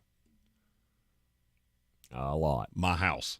Yeah. I'd put my house on it, because I cannot find a way that 7 teams in the NFC are going to be better than them unless Dak Prescott and CeeDee Lamb get abducted by aliens. Mm-hmm. What would you put on them to win a Super Bowl? Nothing. I think I got 27 cents in my pocket. And to me, that's all pressure. And until Jerry Jones figures out, I don't have to be the GM, I don't need to stroke my ego and have that title, I don't know that it's ever going to change. Mm-hmm. You can change the quarterbacks, you can change the coaches, you can change all the bit players. The one thing that stays the same is Jerry. Over 20-plus years. And the story has never stopped being the same. Mm-hmm. At some point, you have to look at that and go, it's you. They'll never dupe me again. The Dallas Cowboys think they're an A-plus organization. The problem is they do everything at B level or lower. They're the stereotypical 7 that thinks they're a 10. And you sit there waiting for people to buy you drinks, and the problem is it ain't going to happen because you have such a terrible attitude that I'll pass. I'll 100% pass. And it just happens over and over and over again. You're in the Sportsocracy. This is ESPN Asheville. I'm not sure we came up with a solution there, but we'll just scrap it. Just find that UFO, get it to abduct Jerry Jones, and then you're in some shape. We'll be back with the Daily Draft next. We're going to talk sports video games, greatest of all time. This is your Exergen Temporal Scanner weather forecast on ESPN Asheville. We've got some great weather on the way here once again as we head on through today. Tomorrow, not terrible, but a few showers and a little chillier by the beginning of the weekend. So enjoy the blue sky today. Low 60s with a gusty breeze. Tonight, mainly cloudy, milder upper 30s. Tomorrow, mainly overcast, high near 60. Showers coming in after midnight tomorrow night. They should end early on Saturday. Then much chillier weather Saturday afternoon, partly sunny, breezy, 45. From the Weather Channel, I'm meteorologist Ray Stajic. The best season of the year is here. Tailgate season. Monster Brewing presents this season's MVP. The Beast Unleashed. With 4 bold, familiar flavors. With 0 caffeine and 0 sugar. Beast Unleashed is your new pregame ritual. With white haze, mean green, peach perfect, and scary berries, there's a flavor for every fan. The Beast Unleashed. 6% alcohol by volume. Unleashed responsibly. Must be 21 or over. Beast Unleashed. Available at your local retailer. From the Angell Studios, this is ESPN Asheville, WPEK, W225CJ Fairview, WMXF Waynesville, and iHeart Radio Station. iHeart Radio Earth is here with a new way to enjoy our beautiful planet. When exploring outdoor areas like local parks or a historic urban neighborhood this spring, be sure to recreate responsibly to protect yourself and the environment. Check the open status of a place before you visit, be respectful of others, and dispose of waste properly. Brought to you by iHeartRadio Earth and the National Environmental Education Foundation. To find more tips for smarter, sustainable living, or to take action in your own community, go to iHeartRadio.com/Earth. The Ingles 2024 Southern Conference Downtown Dribble and Kids Fest, presented by Champion Credit Union, will be held Saturday, March 9th, 9:30 a.m. to 11:30 a.m. at the Roger McGuire Green at Pack Square Park. The Downtown Dribble will feature interactive games, inflatables, pep bands, cheerleaders, and a parade. Each participant will receive a basketball, Downtown Dribble t-shirt, and a ticket to the noon session quarterfinal basketball games. Check-in will begin at 9:30 a.m. at Roger McGuire Green. To register, visit downtowndribble.eventbrite.com. The Sportsocracy. It fires me up, man. I love it. Say it one more time. The Sportsocracy. Shake it back! Beer City's best sports talk. It is gross. Just earlier. They are mature, actually. You just have to get to know them better. Your lunchtime dose of dumbassery. Live from the Ingles studio.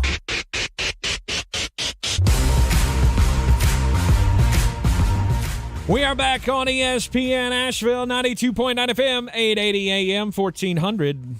The Sportsocracy is heard everywhere you go on the iHeartRadio app. You can also see us everywhere you go with the YouTubes. Just go to thesportsocracy.com, click the live video link, subscribe to the YouTube channel. That way you can join us in the chat for a Threadbare Thursday. You can weigh in on daily draft topics, anything and everything, ask questions, get them answered. It's your way to get in touch with the program here. Apparently there's some sort of breaking news happening. Correct. Jeremy? Who's gonna break the news? Who's gonna break the news? Who's gonna break the news? Who's gonna break the news? This is not going to sound like it's a big deal, but it's a big deal. Seahawks quarterback Geno Smith, who has $12.7 million in his contract that becomes fully guaranteed on Friday, was informed today that he will remain on the roster through this week, allowing that money to trigger.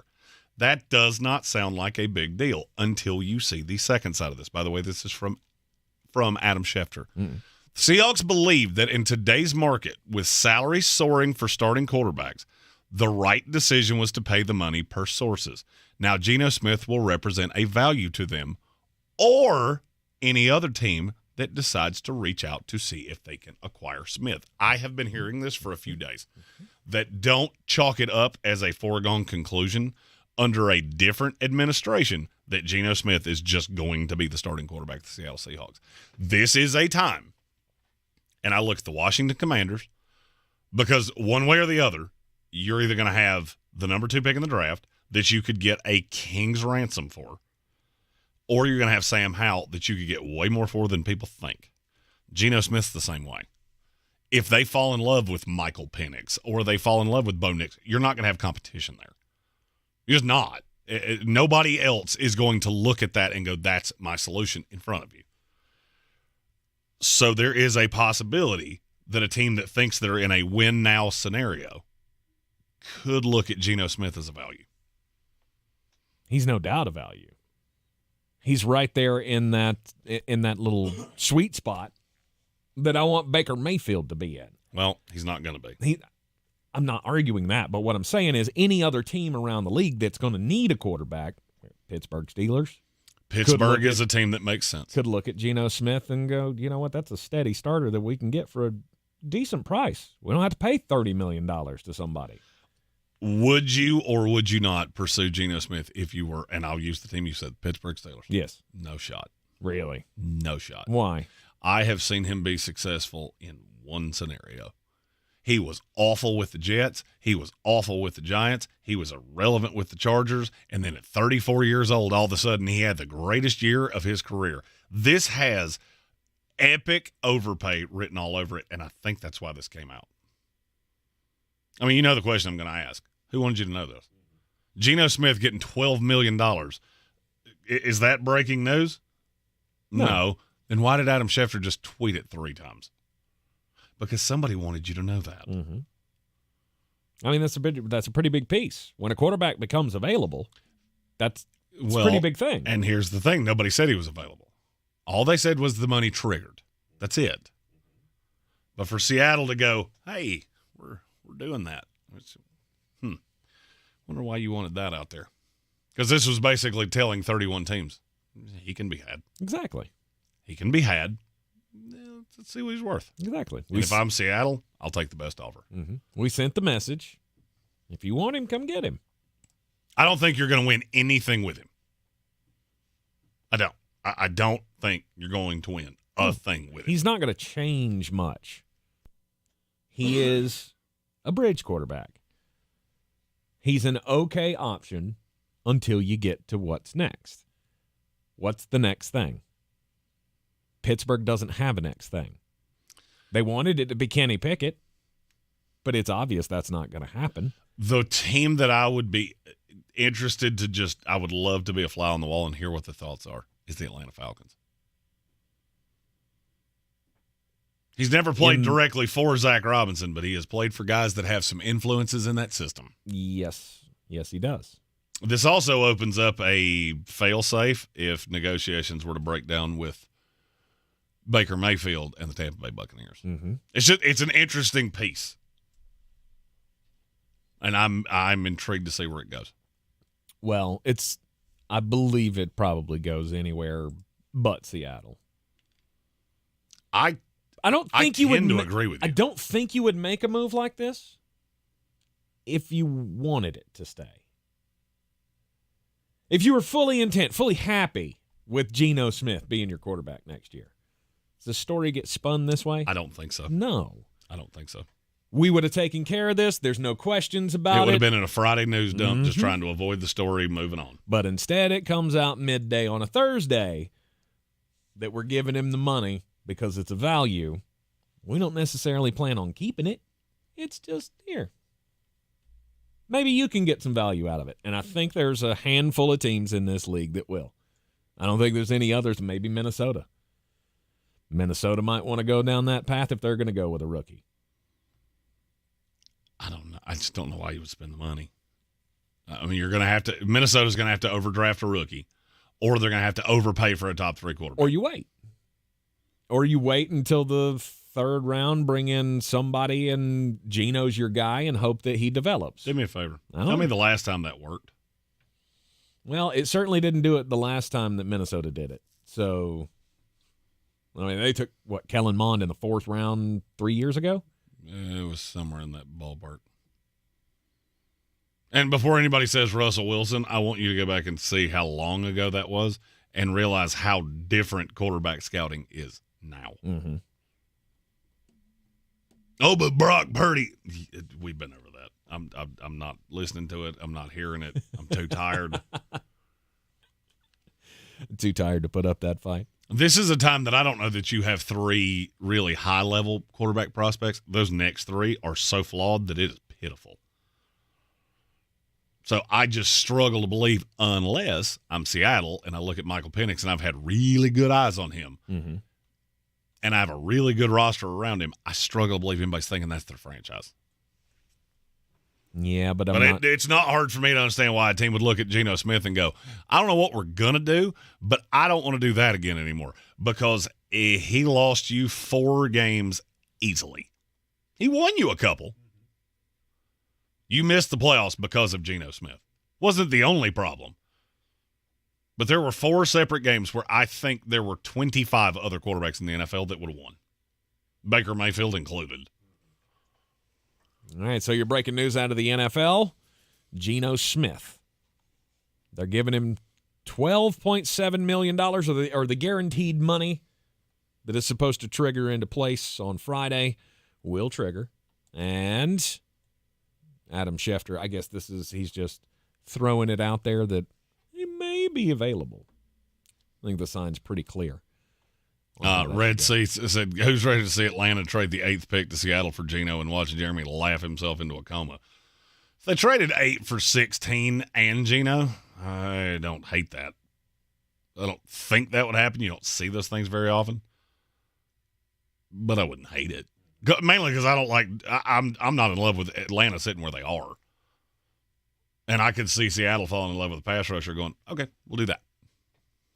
We'll do that. We'll wait on Penix. He'll be available in the 2nd round, and we're good. It'll be interesting. Geno Smith could change places. We're seeing Russell Wilson is Signs are clear. He's not coming back to Denver. Hey, maybe he'll go back to Seattle. Possibly. Kidding. That was a joke. It's good. Could that happen. was a joke. You never know. This is best years. Best years were in Seattle. All right, you want to get into the daily draft? Yes. Let's do some daily draft stuff here. Daily draft every day. We choose our best 5, and today we want to do with the announcement or the reveal that the reveal of the College Football 25 from EA Sports will be coming in May. They revealed the reveal. Mm-hmm. And then the game will be released in the summer, which we've been waiting on this for, in earnest for the last 2 or 3 years. Probably longer than that, because I thought surely they'll figure out a way after, the O'Bannon case. We'll figure out a way to make this work. They just never have, and now we're finally back.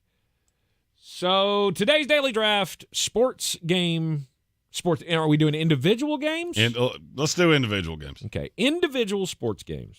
Best of all time. You have the number 1 pick because you're at a gross disadvantage here. I play a lot of video games. As I said earlier in the show, I'm usually 2 or 3 years behind. It's very rare that I'm going to be on the cutting edge of a video game release, but I did secure the PS5, or thank you to Santa Claus, procured us the PS5 this Christmas. So, college football game comes out, I'll be ready for it. To me, there has been one game above all others, and it's Madden. Okay. But it's the Madden 05 game. That's the right call. The one with Ray Lewis on the front of it. Mm-hmm. That's the right call. I spent countless hours in the early aughts playing that game and destroying people with the Baltimore Ravens defense. I think T-Sizzle had 27 interceptions in one of the seasons that I played on that game. It was just the best ever. And ever since then, every other game I've played, just not as good. Every other Madden version. The graphics are better. Don't get me wrong. The graphics. The graphics are I've great. got the newest one, and the graphics are insane. But it was just something about that year of the game. The play was flawless. To me, anyway. It was that was a good version. I didn't really prepare myself for that you would take a Madden that high, because I thought you would call my bluff. Mm-hmm.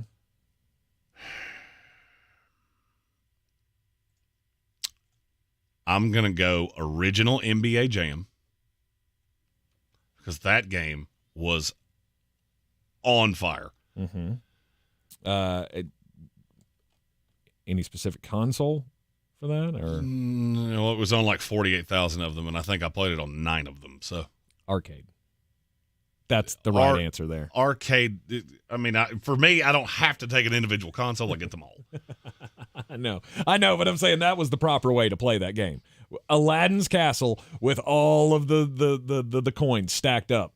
Everybody else, y'all go somewhere. I'm NBA jamming today. I'm busy. Go mind your business. That's right.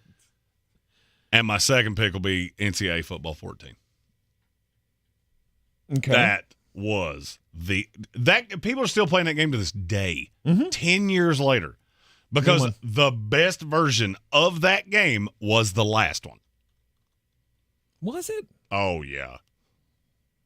Oh, no doubt. They had added all of the things.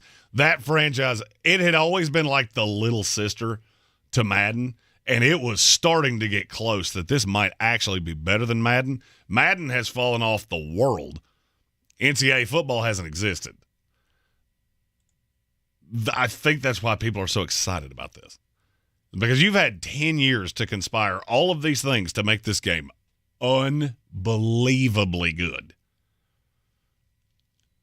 And I'm hoping you did. But what could you do to make it bad? Other than like the NBA game does and lock you into a story mode that makes no sense. Well, that's 2K. That's the worst. That's 2K. Which by the is way, not you can developed have by all EA the Sports. 2Ks if you want. There's only one 2K I want, and I'm not taking it anytime soon. What can they do to make it bad? Whoever created the last March Madness could be allowed to have any role. Okay. You could tell me that game was conspired by a drunk toddler, a labradoodle, and a hobo high on crimes, and I would believe you. That's top 5 worst games that ever existed, and it had the potential to be real good. I feel like I'm in good shape here. I mean, you're in fine shape. I got to take Tecmo Bowl. I got to go old school on this. Because it was the original. Tecmo Bowl is a little before me. I played it, but it was 8 years old. Tecmo Bowl, or did you play Super Tecmo Bowl? Or I played both. Did you play Super Tecmo Bowl 2? I think it was Tecmo Super Bowl, wasn't it? Something there were different versions of it. There was Tecmo Bowl, there was Super Tecmo Bowl, there's Tecmo Super Bowl. There were a few. Everybody knows about the cheat code. You get Bo Jackson, you win. Yes. That's why when we were growing up, we had a rule. If we're playing Tecmo Bowl, nobody can play with Oakland or LA, whatever it was. I think it was LA at the time. Nobody can play with Bo Jackson. So I always cheated and played with Dan Marino because that dude never missed a pass.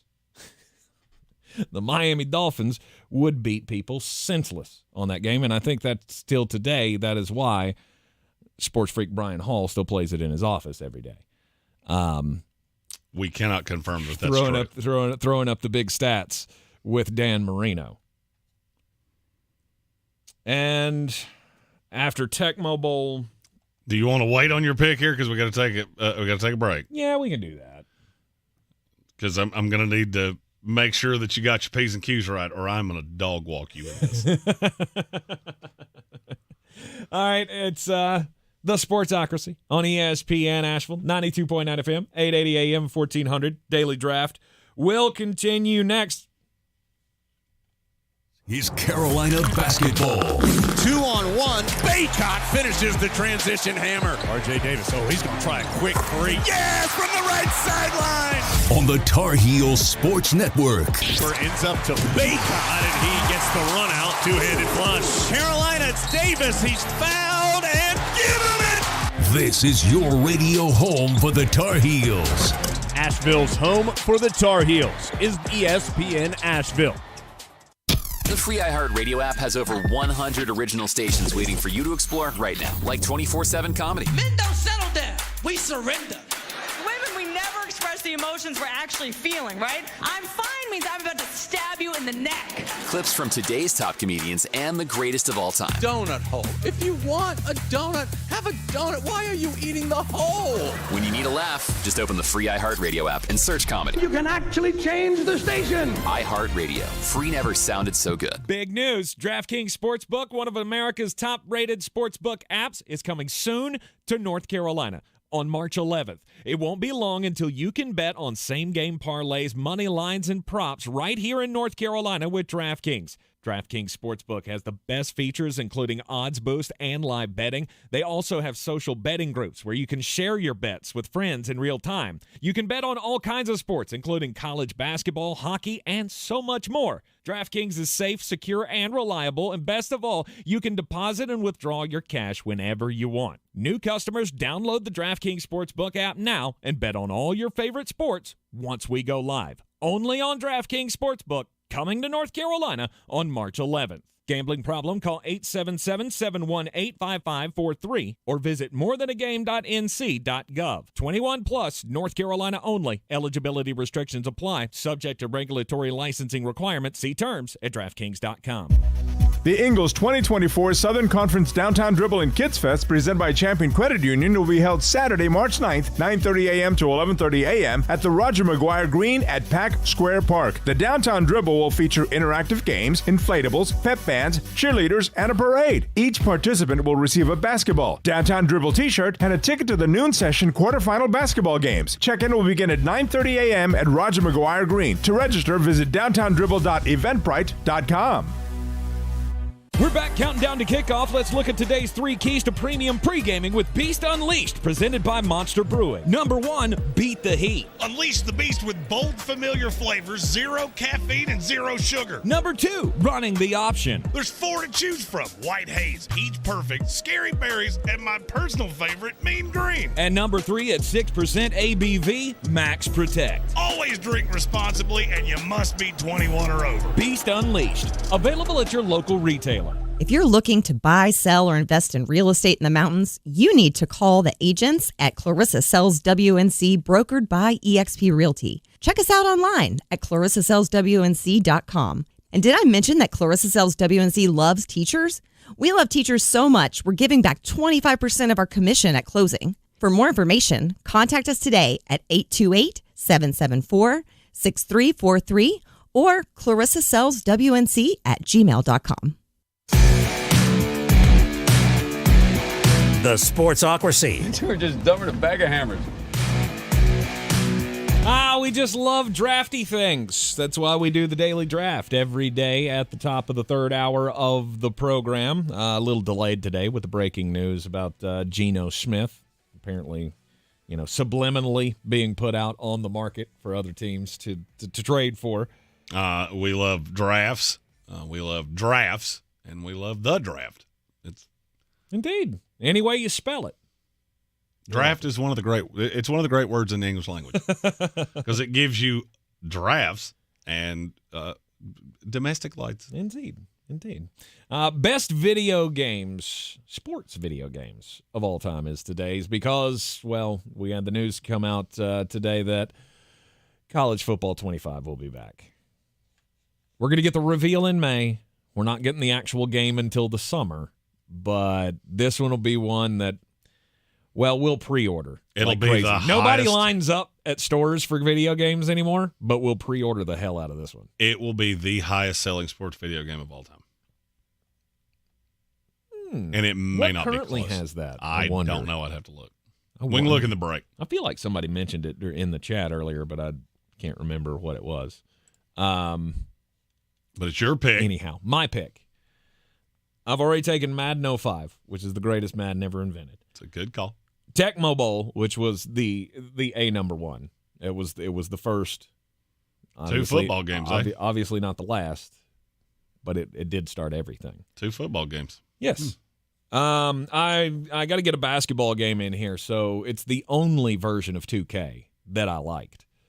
It was the one with the GOAT on the front. 2K11. 2K11 with Michael Jordan. When they put Michael Jordan in the game, it got everybody interested because, the only time we had really had Michael in a game was either when he was nondescript number 23 or it was that stupid cartoony alien basketball game that he put out on the Super Nintendo by himself. This was the first cutting-edge modern game that had Michael in it, and Michael was a feature to all of it. You could play out his entire career. All the biggest games, the biggest moments. And God, how it made me so happy to put those retro Hornets jerseys on and put Michael Jordan on that team and then just roast the entire NBA. It's the only way I can enjoy being a sports fan or a Hornets fan is to, have doing the video game. Fictitious wins. Well, that's a good game. Let me explain to you why it wasn't on my list. Yep. Because they've had Michael Jordan in about 7 different iterations since, and they keep getting better. The ability to play his Carolina years with the 1983 overlay, A1 since day one. Which one was that? Awesome. 23. It's sweet. 24 gameplay is terrible, but you can do old games like that as well. It's the reason I didn't have it up there. I respect it. It's a good choice. But you left a real good one out there, and I gave you 3 shots of this, and you didn't do it. It's NFL 2K1 on Dreamcast, which is the greatest football game that has ever existed, and it ain't even kind of close. Never played it. And you're talking to a guy that's been nationally ranked playing Madden. I love Madden. Madden ain't never done not nary a thing that can contend with that game. It was phenomenal. And I would love for that 2K series to come back, if for nothing else, just to motivate EA to make Madden better. Now the question is, where do I go from here? I got 3. I think I'll get all 3 of them. The question is, which one could you possibly take? WWE SmackDown, Here Comes the Pain. That was an awesome game that everybody my age played ad nauseum, whether you liked wrestling or not. Really? Oh, that game was so good. That was released like my sophomore year of high school. Good Lord, I played that stupid game until my thumbs bled. Had the legends on it. That was the first game I remember ever having the $1 Million Man, of which it's my favorite wrestler of all time. So that would all those SmackDown games were great. Okay. All those were great. That's another one. Never played it. I haven't. I tried to play like 2K23. I think it was the WWE 2K23. It is all right. They're really complex. They are. They're kind of weird. I like the old school Nintendo 64 games. All the wrestling games on the Nintendo 64 to me were great because they weren't too complicated. You didn't have all of the massive combos that you had to learn. You had basically 8 or 9 moves, and you just did different moves for people, but the buttons were all the same. Yes. I don't want it to be too damn complex. That's why I hate 2K now. Because 2K, to me, unless you're an actual X's and O's, you played the actual game, you don't really know how to play that game. Yeah, I'd hurt your feelings in 2K. Absolutely. I would never even try to play you in 2K because the only thing I know how to do is hit A to pass and B to shoot. Brian Haynes, that is, you can rest assured, nights that we venture out and have a domestic ladder too. That's how the night's going to end. Although, and there's going to be a Knicks Nuggets showdown, and it's going to be on like Donkey Kong. And I remember I used to fight with my friends about this when we were in high school, and we'd get together and play video games. It was always the THQ games were the best. They were good. THQ had the better games. Acclaim with their Raw is War game, hated it. Didn't like it. Graphics were better. Mm-hmm. It was less cartoony, but the moves were too hard. I had to get a whole book to figure out how to do all the moves. That's the only thing about wrestling video games. The better the graphics were, the worse the gameplay was. Mm-hmm. So that's why I was like, Here Comes the Pain. Graphics were terrible. It was very blocky. Yep. But it was so good. I have spent so much time playing video games, but I don't play a lot of things that aren't sports games. I'm not into first-person shooters. I'm not into fantasy adventure games, but I love football games. I've already taken Tecmo Bowl. I've already taken Madden. I'm going to take another one because NFL Blitz changed the game. And it did not matter if you played on N64 or you played it in the arcade. It was phenomenal. So I had to do NFL Blitz on one. We're still doing a UDFA, right? Yes. Okay, so I don't have to worry about that one. I don't think you're going to take it.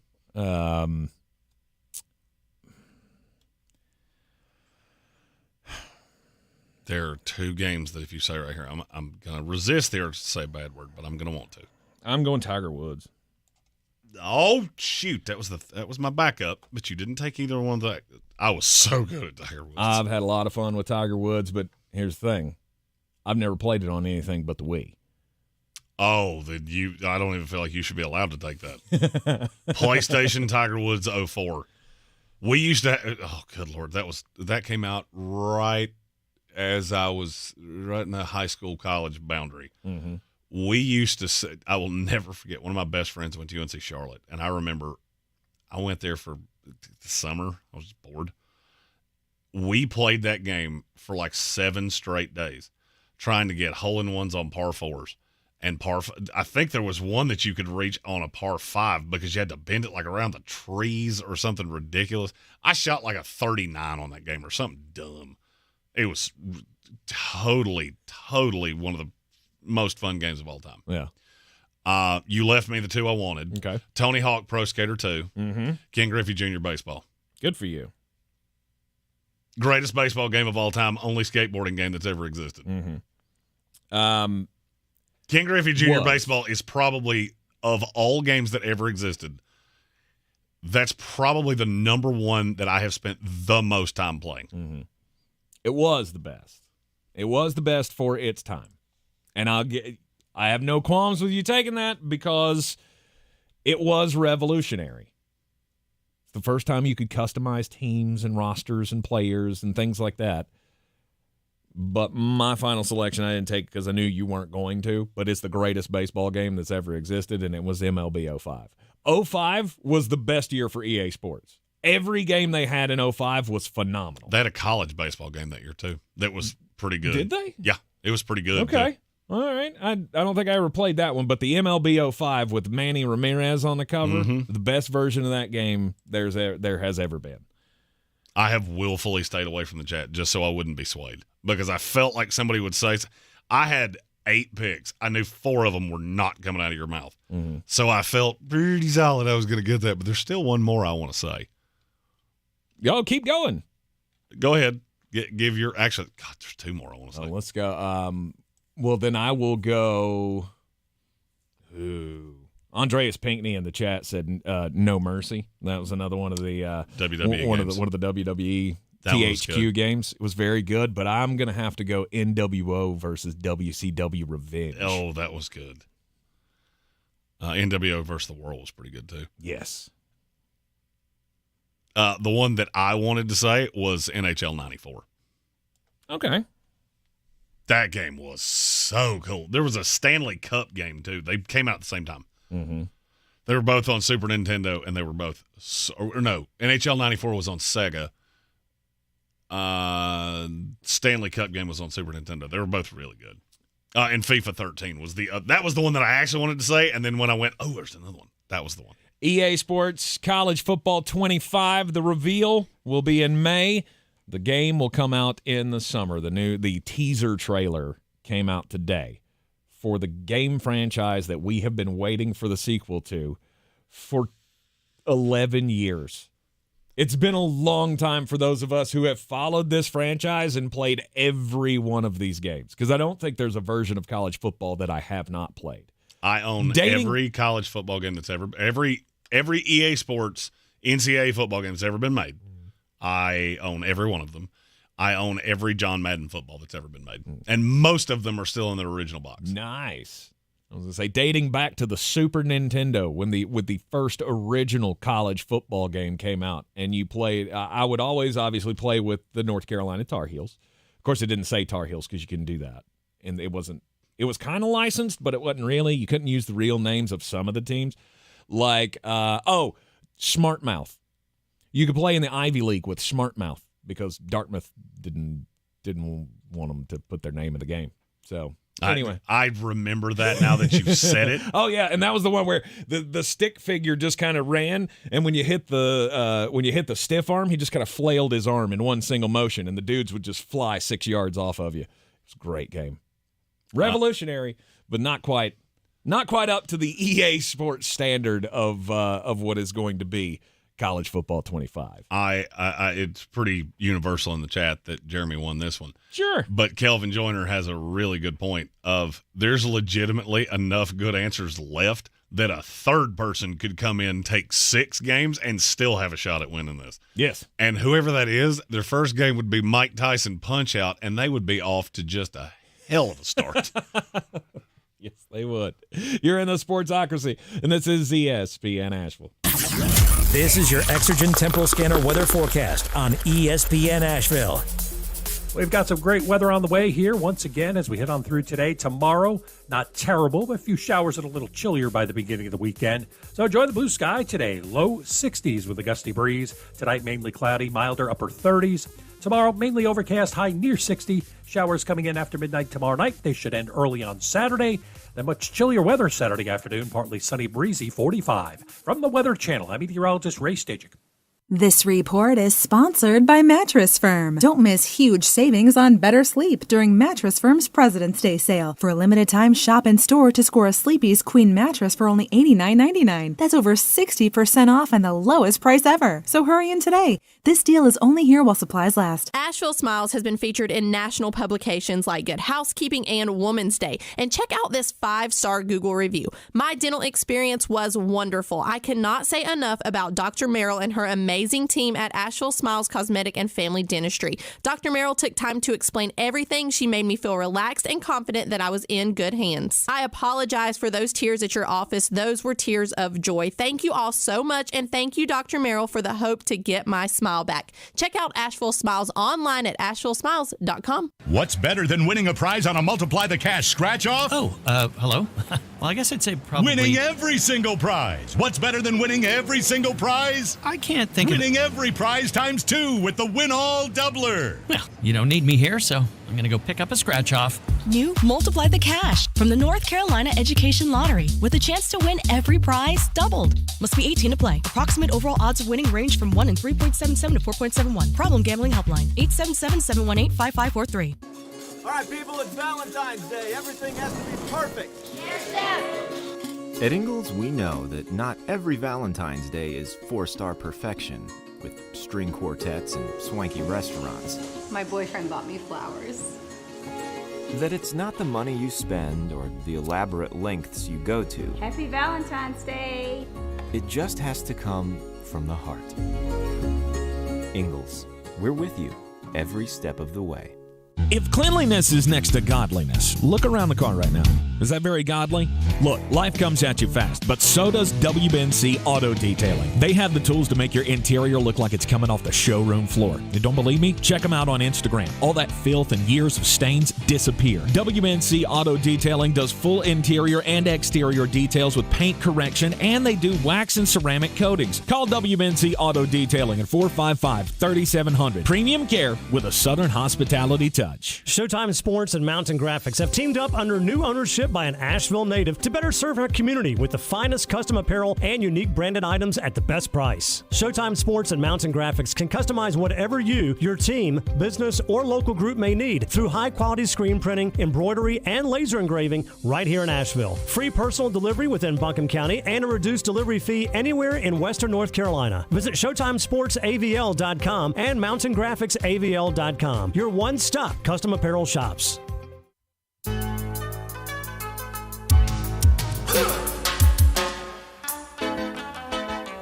Back in the Sportsocracy, this is ESPN Asheville.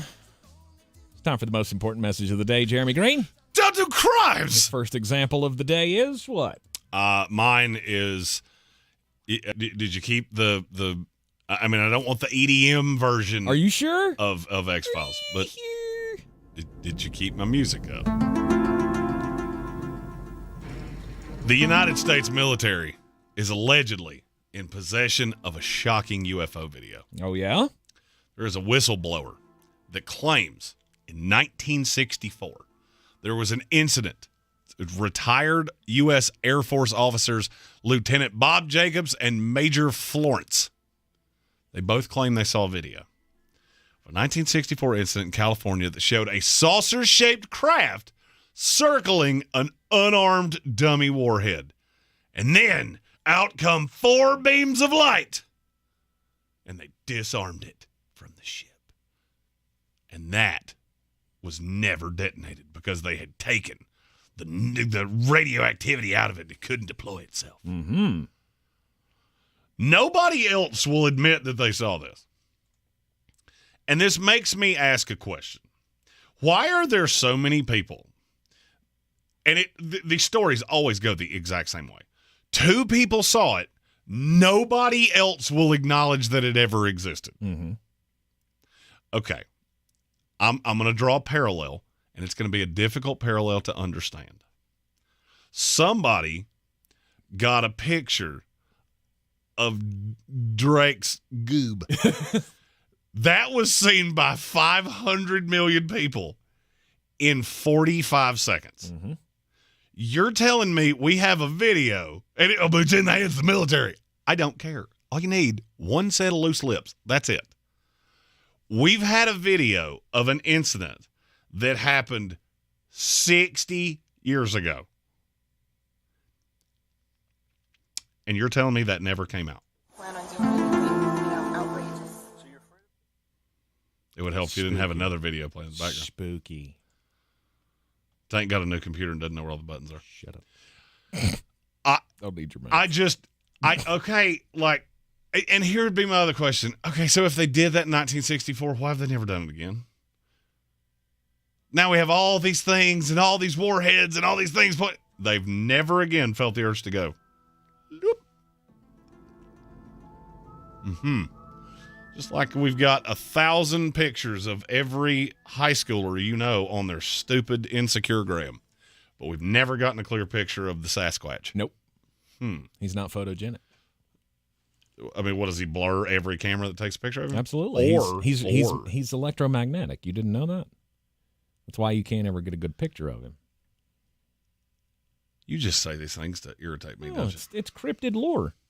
Read up on it. Learn a book. Learn a book. Well, I mean, here's the thing. They don't necessarily sell books like what you're talking about at a library or any other learned institution. Oh, sure they do. You have to buy the books you're talking about in a back alley from a guy that also sells blenders. So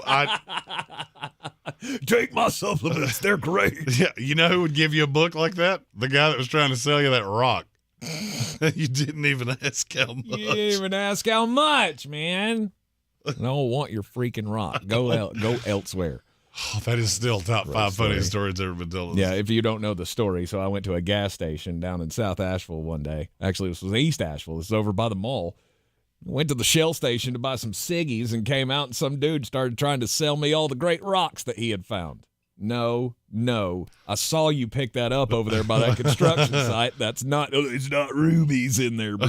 Yeah, it's a bike reflector. Why don't you see if you can break that apart and smoke it? Maybe you'll have more success. Good night. Well, I tried to smoke it. That's why one side's black. Do you want this Because it got rock? burnt. No, I don't want your rock. Oh, you didn't even ask how much. Nope. It's one of the top 5 funniest stories I've ever heard. Sure didn't. Florida man. He has been accused of carjacking his 77-year-old grandmother. Let me repeat.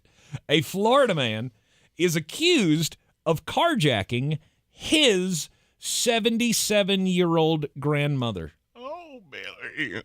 Alan Aspinwall was arrested and charged with unarmed carjacking,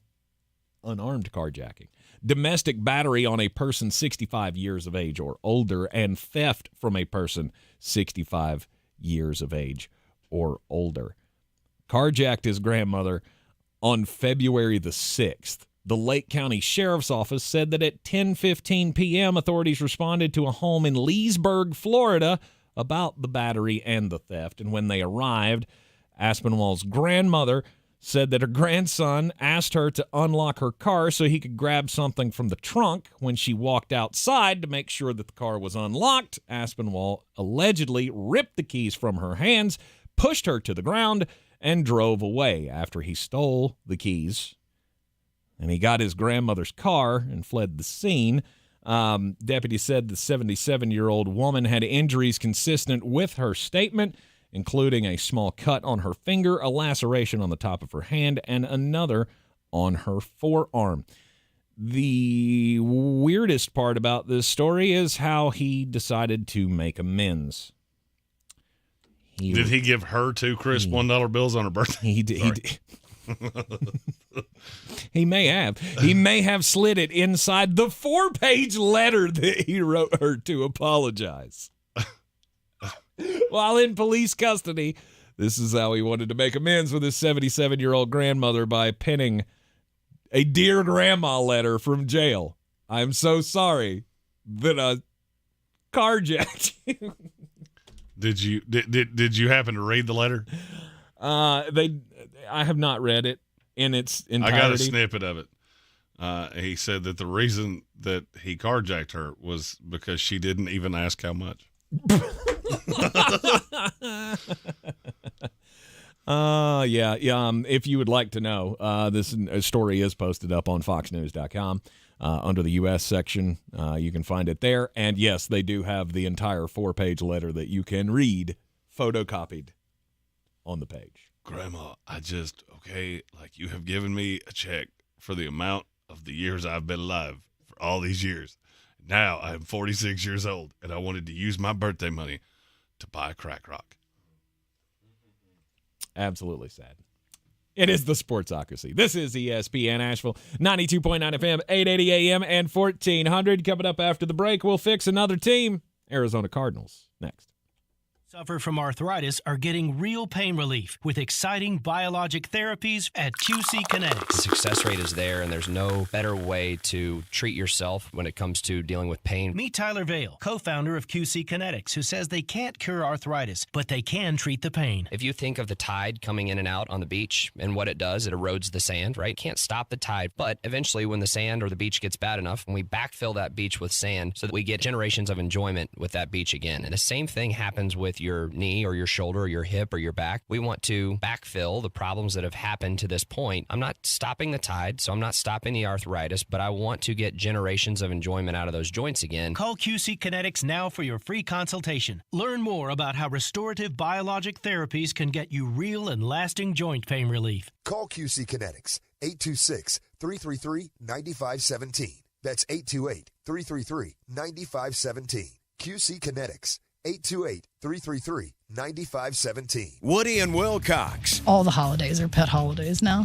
Is that what it Get ready for Cinco de Mayo. You and your dog doing shots together. Right. So hard to teach your dog to suck the lime. Weekday mornings starting at 6 on Asheville's Real Rock. Rock 105.1.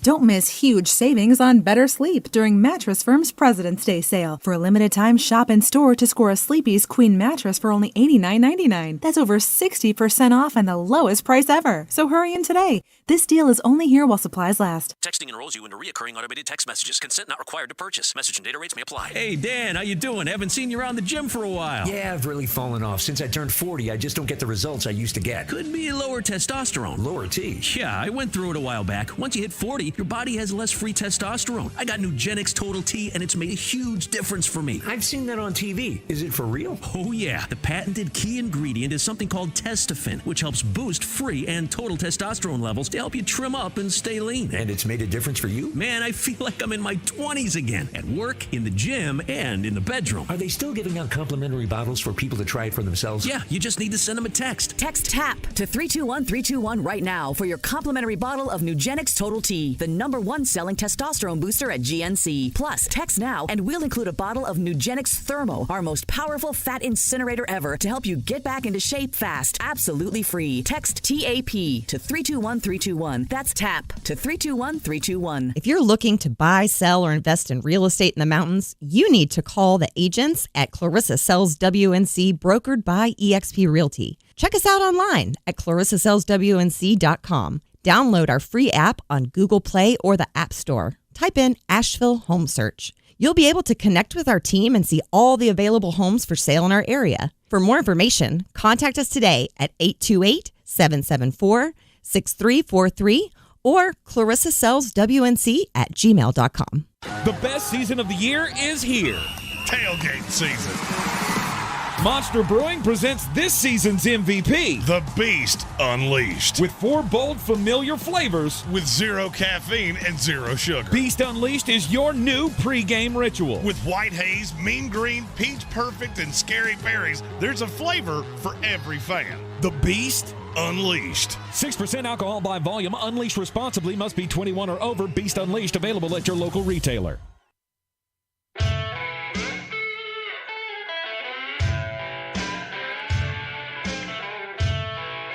The Sportsocracy. Ice up, son. Ice up. We are back in the Sportsocracy, and this is ESPN Asheville. We got a team to fix. Going into the offseason, the Arizona Cardinals. Top of their list is, well, obviously the draft. That's the Is this a good time to say Marvin Harrison Jr.? Because whatever the first time you take a breath, that's how do we fix it? Marvin Harrison Jr. That's the priority draft pick, Marvin Harrison Jr. Do you bring back Marquise Brown? It depends on what he costs. I haven't seen. Have you seen the Spot Track projection on what he would cost? No, but I imagine it would be in the same neighborhood as Calvin Ridley, which was $17 million yesterday when we looked. I would think it's somewhere in that 15-16 range. That would be tough for me. 14.8. 15 was the number I had in my head of. At 15, I'm probably good. This market's so flooded that I think you can almost take off 20% of whatever any of those numbers say. So that gets me more into like 12, like a 1-year prove-it deal, because he has been hurt a lot. So he is still only 26 years old, and he is ridiculously fast. I could probably get down with it. They do have money. They are malleable on the cap. There are things they can do to save even more money. DJ Humphries. And he's not going to be ready week 1. I think it's Paris Johnson's job moving forward. I would be looking at a right tackle because I think there are a lot of guys that can do that. Cut him outright. Post June 1, it saves him $16 million. I'm not wanting to say yes, but I'm thinking I'm going to. Mm-hmm. I'm doing it. I mean, because he's 31 years old. Or are you going to renegotiate? He's coming off a season-ending injury last year. I think I'd just move on personally. Mm-hmm. Find me a right tackle at some point. We really need to bulk up the interior of that defensive line. I don't know. That's one of my curiosities is how many guys that have played for Gannon can you attach to this defense? Ooh, Hassan Reddick. Hassan Reddick was the first name I thought of. Because he'd return. He's already been in Arizona once. Mm-hmm. And I think, he wasn't great this year, but I think that was more coaching than it was anything. Mm-hmm. That's a guy I would look to. You need a corner. I'm putting a lot of resources into the defense because I think you found some guys last year. Dennis Gardeck, he's got a role. Mm-hmm. I mean, I can't tell you he's a star, but he's got a role. And then I just got to support Kyler Murray. You've got to be all in on Kyler. They've been tepid on that for 2 years. It's got to be all in. You've gotten to this point, it's all in. Mm-hmm. And you saw a boost when he came back last year. No doubt. And you give him a receiver like Marvin Harrison Jr. I think you really found something in Trey McBride. I don't know how James Conner keeps being as good as he is when he's never been as talented as he would have to be as good. You get where I'm at. Right. which he's another he could be another casualty. But I will be really honest with you. I'm not sure that James Conner isn't the greatest proof that there are UFOs out there. Because I'm pretty sure there's 2 James Connors. The one that I've seen that couldn't play dead in a Western, and then the one that shows up twice a year and looks like Barry Sanders reincarnated. Mm-hmm. Because he does tend to have those games. And it just blows my mind. Mm-hmm. Extending Buda Baker is a big deal, too. Okay. That contract issue has taken way too long to resolve. Just do it. There are times that I feel like teams nickel and dime things to such a point.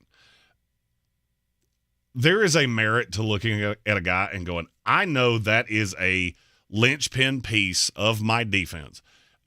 Is it possible that I'm overpaying by $1 million, $2 million a year? Absolutely. You know how you make up for that? Because that's a known entity. I know what it is. I can take it. It's become like my favorite phrase. We could take the boat or we could take the box. And the box could be anything. It could even be a boat. So you're going to take the draft picks, which maybe add up to a cheap version of Buda Baker. Or you could try to do that in other places and take the known quantity and build around that. Such a novel concept. I know. Shocker of shockers. I think Arizona's way closer than people believe. I have, watching Jonathan Gannon last year and how competitive that team was and how many teams they played really close that were good. Philadelphia, they beat. They beat the smoke off Pittsburgh in Pittsburgh. That's a team that's got good things happening. And they got better the entire time the season went on. Last year, you were dead in the water before the season even started. Mm-hmm. You were going in with Colt McCoy as your starter week 1. You knew you weren't making the playoffs. We're building through the draft. Jonathan Gannon's got 3 years of platitudes here before we really start to worry about results. Just build the team and be patient. Mm-hmm. Take the best player available. If Byron Murphy or one of those guys falls to you in the end of the first round, take him. If not, wait till the second round. Take Devondre Sweat. Byron Murphy, the defensive tackle. Okay. I was like, Byron Murphy. He used to play in Arizona. He plays somewhere He plays in Minnesota now. He's a corner. And then you have Byron Murphy the second. You got Byron Murphy Jr. the corner, Byron Murphy the second, the defensive tackle. Okay. I did Didn't even make that connection, but now I know. Yeah, you're going to confuse the Heber-Jeebers out of people. No doubt. No doubt. The Arizona Cardinals have a lot to look forward to. We believe that you have the coach sorted out. Mm-hmm. We are committed to your quarterback. We believe you're going to draft your franchise wide receiver. You have the opportunity to bring back your number 2. To me, that's a big upgrade. It's the one thing that you were missing. Because I'm not sure. Marquise Brown was another one of those. I was on the fence. Is he a 1? Is he a 1 in this league? Is he a good 1 in this league? No, he's not a good 1. He's a 1 by default. No, for me, he gets into that like 2A, 1B category of you're not naturally a 1. I would like you way better as a 2, which is what I think he would be with Marvin Harrison coming in. And you've still got Rondale Moore. You've still got Trey McBride. You've still got other pieces that you can throw to. I don't like him getting number 1 coverage. Yeah. Because you get somebody that gets physical with him. Pat Surtain is or Sauce Gardner, one of those guys. I don't care how fast you are. No, he's irrelevant.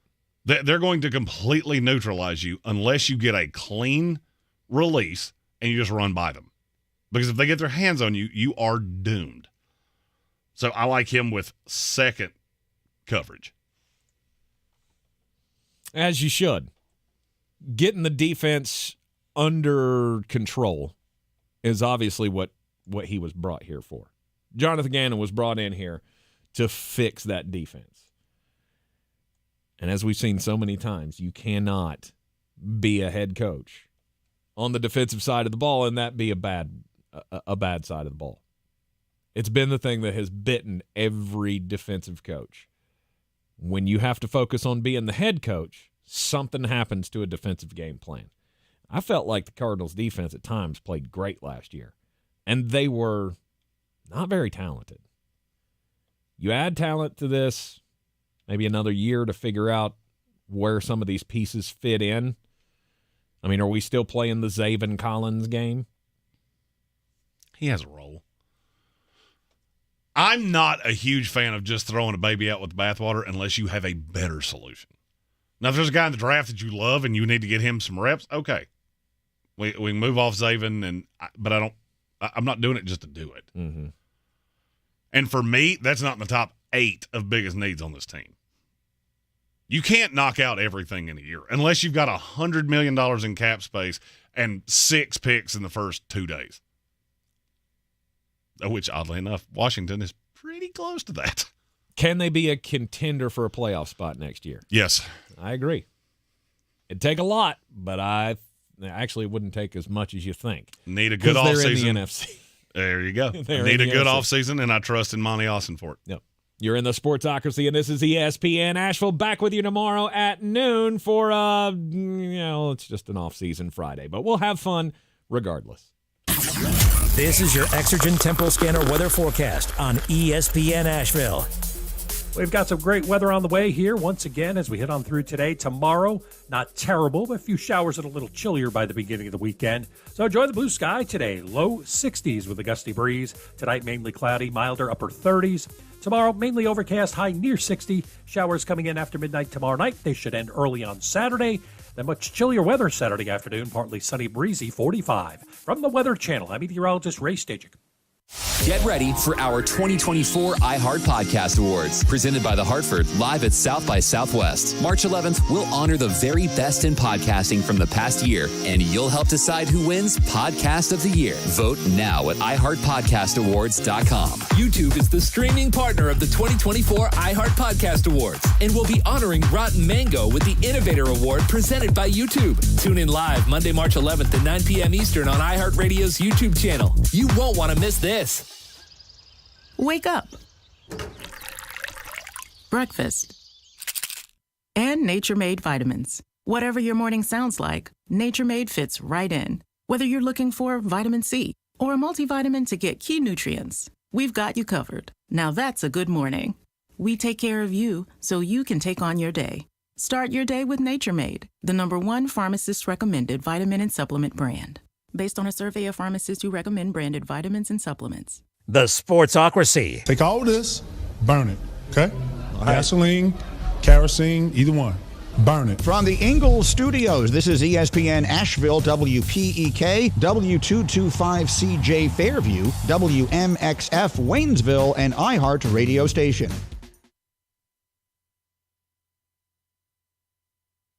And iHeart radio station. This is the